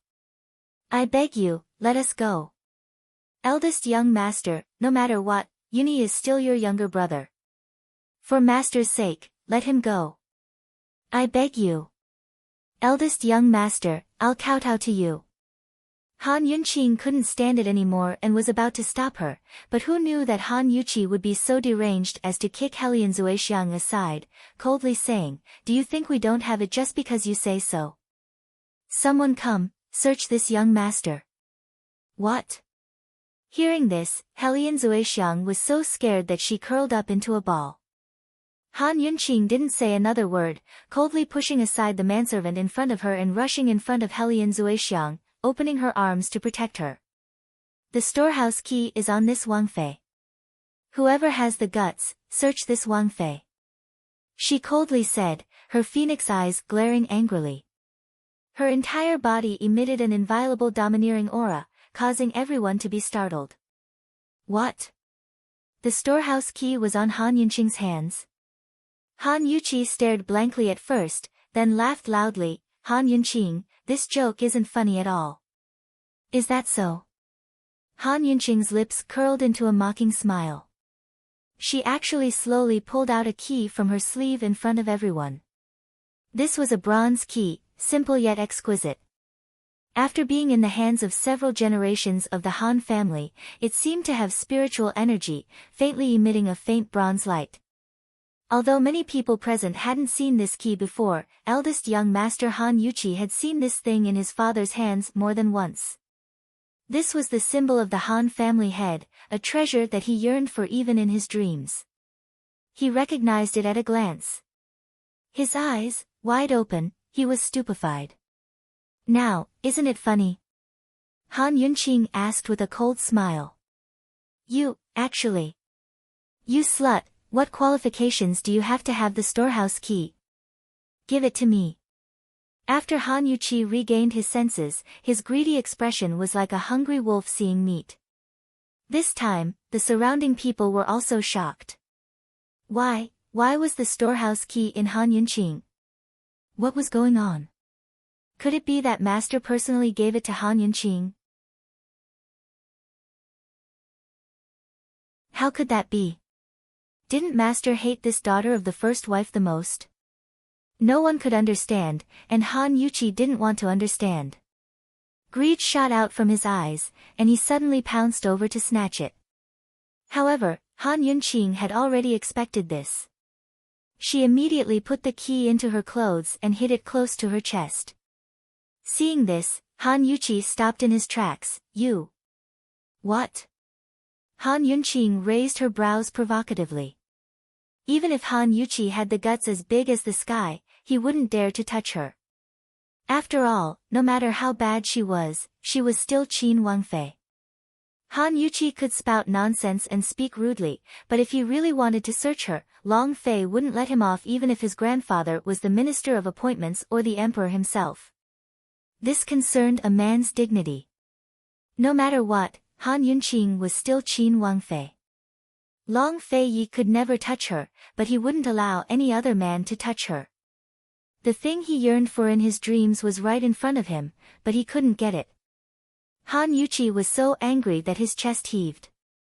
Han Yunqing, why is the storehouse key in your hands? Did you steal it? He asked coldly. He definitely didn't believe that his father would give her the key. Leaving aside the fact that his father hated her the most, she was a married daughter. Just this fact alone meant that she had no right to inherit the position of head of the Han family. Han Yunqing gave Han Yuqi a cold look, disdaining to reply. She personally helped Helian Zuexiang sit up and murmured, "Don't worry. With me here, nothing will happen." Helian Zuexiang had been badly frightened by Han Yunqing as well. She was still a little dazed, but she quickly recovered and begged, Yunqi, you have to save Yunqi, and I have never made things difficult for you. For your father's sake, save Han Yunqing wasn't very familiar with this seventh madam, but she remembered very clearly that she was the only one in the entire Han family who hadn't made things difficult for her. The child is innocent. Even if you make things difficult for me, I'll still save him, Han Yunqing said seriously. But these words reminded Han Yuqi, who suddenly laughed out loud. Han Yunqing, hand over the storehouse key right now, or else this young master won't let that bastard off. So speaking, he strode towards Han Yuni. The page boys didn't even have time to get out of the way before they were ruthlessly knocked aside. Slap! This deranged thing actually whipped Han Yuni again. Heaven knows how ruthless it was this time, it actually split open the old wound. No! Helian Zuexiang cried out. Helian Zuexiang cried out in alarm before fainting in Han Yunqing's arms. Han Yuqi! Han Yunqing couldn't bear it any longer. She set down Helian Zuexiang and stood up, a terrifying murderous aura emanating from her entire body. In a flash, all the page boys surrounded her, as if Han Yunqing could really do something to their master. Han Yuqi felt an indescribable fear in his heart, but it only lasted for a moment. What could a weak woman like Han Yunqing do to him? How about it? Han Yuqi played with the bamboo stick in his hands as he asked provocatively.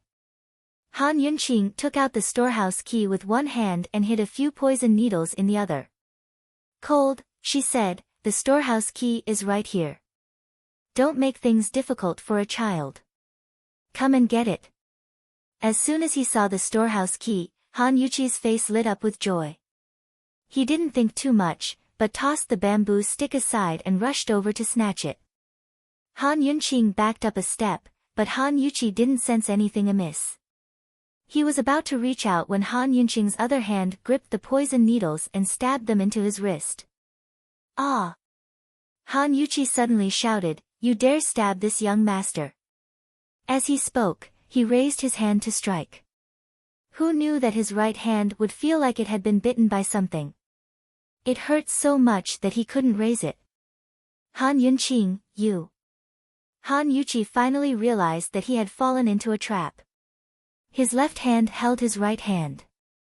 As the pain intensified, his brows furrowed. Ant poison. You should have heard of it. Immediately release the child, or else wait for amputation. Han Yunqing cold warned. Ant poison. Those who were poisoned would feel intense pain at first. Soon, they would feel as if their arm was being bitten by thousands of ants. It was incomparably itchy. Not many people could endure it, and no matter how they scratched, it was useless. Unless there was an antidote, the poison would gradually spread from the arm to the entire body. The person wouldn't be poisoned to death, but they would scratch themselves until they were neither human nor ghost, living a life worse than death. If there wasn't an antidote, the best method was to cut off all the poison parts to stop the poison from spreading. However, this poison had a special characteristic. Only those who were bitten by poisonous ants would be poisoned because this poison couldn't be extracted. Although Han Yuqi didn't know poison, he was still from a medical family. He knew about ant poison. Although his hand hurt, he didn't believe in this. Han Yunqing, do you think you can fool me with such a small trick? As Han Yuqi spoke, he didn't touch Han Yunqing. With a glance, the manservant at the side picked up a bamboo stick and was about to strike Han Yuni. However, just as he was about to strike, Han Yuqi suddenly shouted without warning, "Ah, itchy." His left hand, which was originally holding his right wrist, started to scratch unconsciously. This time, everyone was shocked. Could it really be ant poison? Heavens, how could Han Yunqing have this poison? How did she extract it? Once the ant poison acted up, Han Yuqi couldn't care less. He scratched like a madman while shouting, "Itchy, itchy to death. Itchy to death. Quickly come and help me." A few manservants hurried forward to help him scratch the itch on his right hand. At first, it was only his palm and lower limbs that itched, but after a while, the strange itch spread to his arms and upper limbs. "Ah, itchy to death. Here, itchy, I can't stand it. I can't stand it." Han Yuqi didn't care about his image. He tore off his sleeve and scratched fiercely. Immediately, a long bloodstain appeared on his arm. Seeing this, the manservants didn't dare to do anything. "Scratch. Quick, itchy to death, I can't stand it." Han Yuqi roared. He had already lost his mind. Eldest young master, eldest young miss must have an antidote. At this time, a manservant reminded. Only then did Han Yuqi recover from his madness. He suddenly raised his head to look at Han Yunqing and roared, "Bitch, give me the antidote immediately. Release immediately, or else I'll make you itch all over your body." Han Yunqing said sternly, not yielding an inch. To her, the art of poison wasn't only used to save people, but it could also hurt and kill people. If Han Yuqi thought that he still had a bargaining chip to negotiate with her, then he was too naive. "You, don't even think about it." Han Yuqi wouldn't compromise so easily. When his father wasn't around, he already wanted the storehouse key. Moreover, his father was already in prison. Endure. He endured. "Someone, continue beating for this young master." As he ordered, he unconsciously scratched the itch again.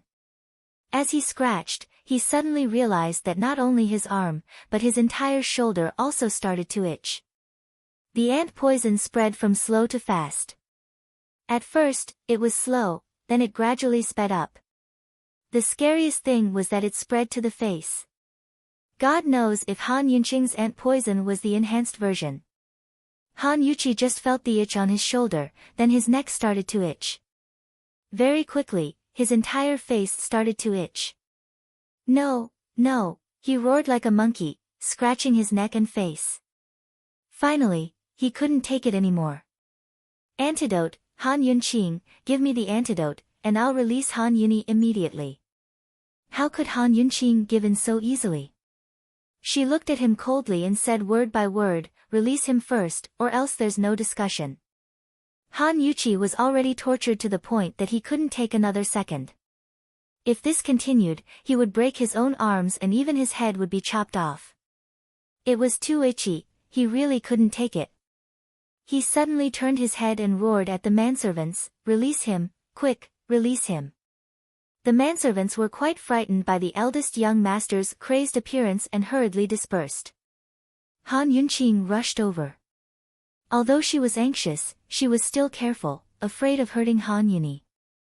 She picked up the clothes on the ground and gently wrapped him from behind, then hugged him in her arms.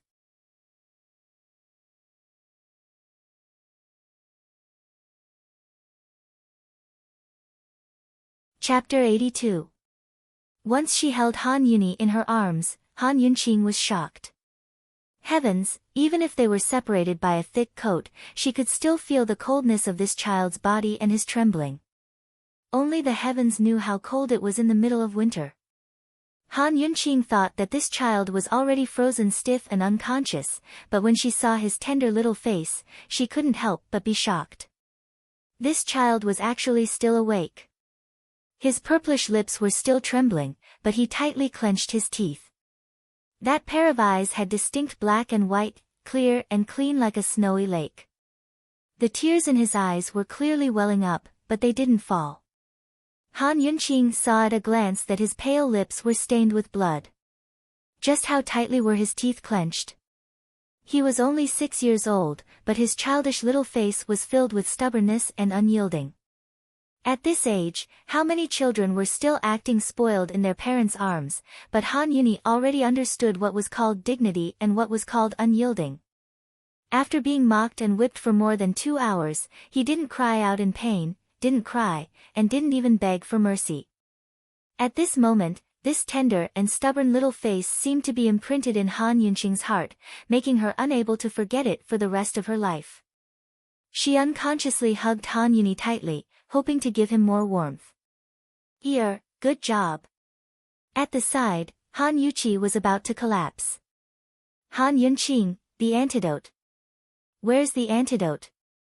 Han Yunqing then took out a small bag of antidote from her medical bag and threw it over.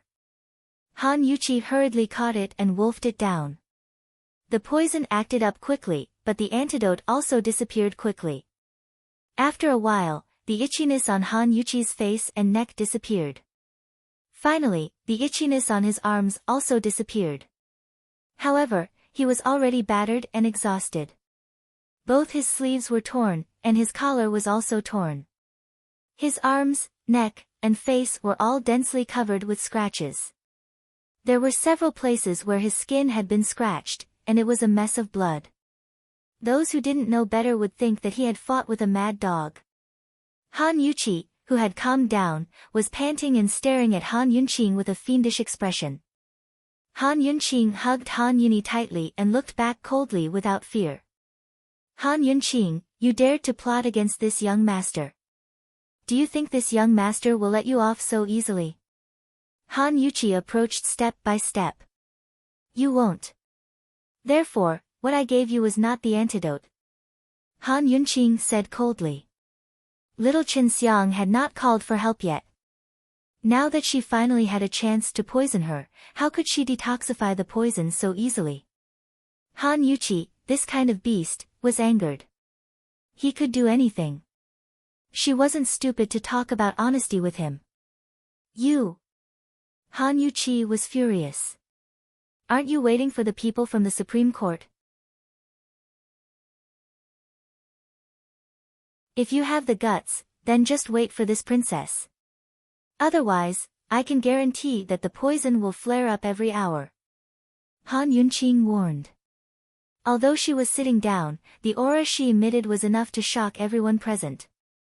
Han Yuqi, who had suffered once, didn't dare to take the risk again. He angrily gritted his teeth, then I'll wait. This young master isn't afraid of you. No matter who came from the Supreme Court, they all knew that he was the grandson of the Minister of Appointments. They all knew that Han Yunqing was only a Qin Wangfei in name and was bullied by both sides. Who would dare to make things difficult for him? He would wait. Today, if Han Yunqing didn't hand over the storehouse key, she wouldn't be able to take a step out of the Han family. Han Yuqi sat down, not caring about his sorry state. He stared at Han Yunqing, afraid that the storehouse key would fly away. Allowing him to stare, Han Yunqing comforted the child in her arms. Even though he was warm, Han Yuni still clenched his teeth, his nerves all stretched taut. He knew Han Yunqing and could see that Han Yunqing was saving him. However, he didn't dare to relax. He was afraid that if he relaxed, he would cry. He didn't want to cry. In this family, his mother was the most favored and the most patient. Although he was his father's most favored son, ever since he was sensible, because of his mother's forbearance, he had been wronged. He had never cried before. This time, he didn't want to cry.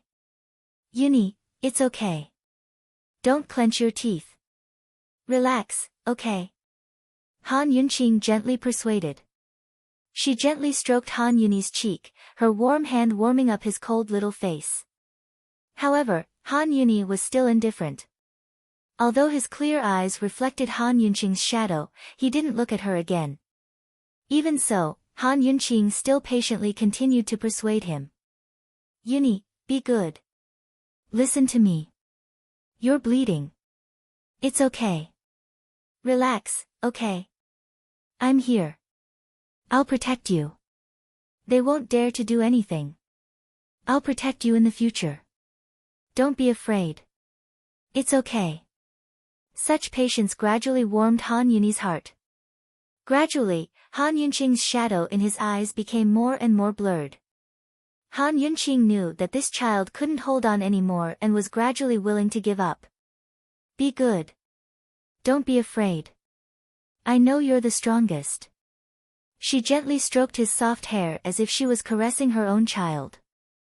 Yuni, I know you're a brave man. You won't cry. You've never cried, right? Yuni, sleep if you're tired. It's okay. I'm here. I'll always be here.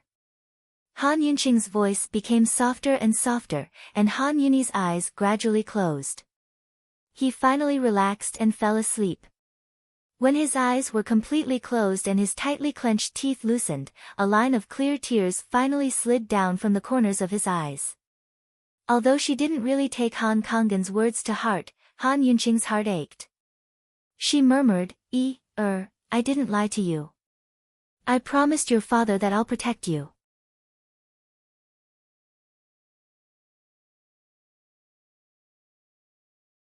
One had to know that although the previous Supreme Court's minister had been punished by the Ministry of Appointments, the real reason was that he had offended Qin Wangfei and angered His Highness Duke of Qin.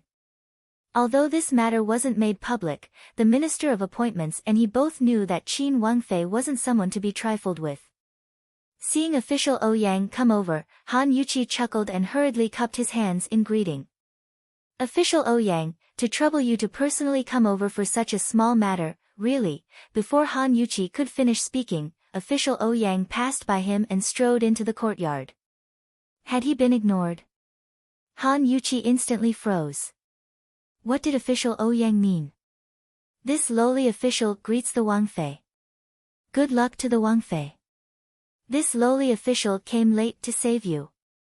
This lowly official hopes that the Wangfei will forgive this lowly official. When official Ouyang's respectful voice came from behind him, Han Yuqi grew alarmed. He whipped his head around and saw official Ouyang kneeling on one knee in front of Han Yunqing, cupping his hands in greeting with his head bowed. He didn't only look respectful, but even a little timid. This, Han Yuqi couldn't help but pinch his own face. Heavens, this wasn't a dream, right? What happened to official Ouyang? Official Ouyang, Han Yuqi offended his superiors and arrogantly threatened this Wangfei. Tell me, what punishment should he be punished for? Han Yunqing coldly questioned. Of course, she knew the relationship between the Minister of Appointments and this new Supreme Court's minister. However, this new Supreme Court's minister should also know her temper. Should. Official Ouyang hesitated. What? Han Yunqing coldly asked. Offending his superiors, 50 strokes. Threatening the Wangfei, is a death sentence. Official Ouyang honestly replied. Once these words were said, Han Yuqi finally recovered and exclaimed, Official Ouyang, you're really treating this cheap girl as something? What are you afraid of her for? She's just a... Shut up. Official Ouyang angrily roared. However, at the same time, Lady Sue's voice sounded. A woman in her 30s hurriedly walked in. She was dressed in luxurious clothes and had an extraordinary temperament. I didn't know that the Wang Fei would be here. I didn't go out to greet you. Please forgive me, Wang Fei. Lady Su bowed as soon as she entered. Seeing this, Han Yuqi was stunned again. He remembered that his mother had heard the rumors about Han Yunqing yesterday and had angrily called Han Yunqing a waste. Today, she came back from the minister's manor. How did she become a different person? Lady Su had been busy these days with the matter of prison visits. She had repeatedly gone to the minister's manor to beg her father, but she had been rejected by him. Today, she went again. Her father secretly told her the truth about He of the Northern Court's dismissal. He also said that the reason why the Han family couldn't find a way to visit the prison was because Han Yunqing had ordered that the Han family wasn't allowed to visit the prison. When Lady Su heard this, she knew that the situation wasn't good. She and her son had bullied Han Yunqing many times before. On the way back, she was thinking of how to make up for it. Who knew that the moment she came back, she would hear that something had happened at home. You're tuning in to the Blissful Bookshelf YouTube channel. We're so grateful for your support, and don't forget to subscribe to join us on this incredible journey through captivating stories. Your generosity through donations truly makes a world of difference, as it's the primary source of revenue that allows me to expand and enhance this channel for you. Thank you from the bottom of my heart for being a part of this adventure.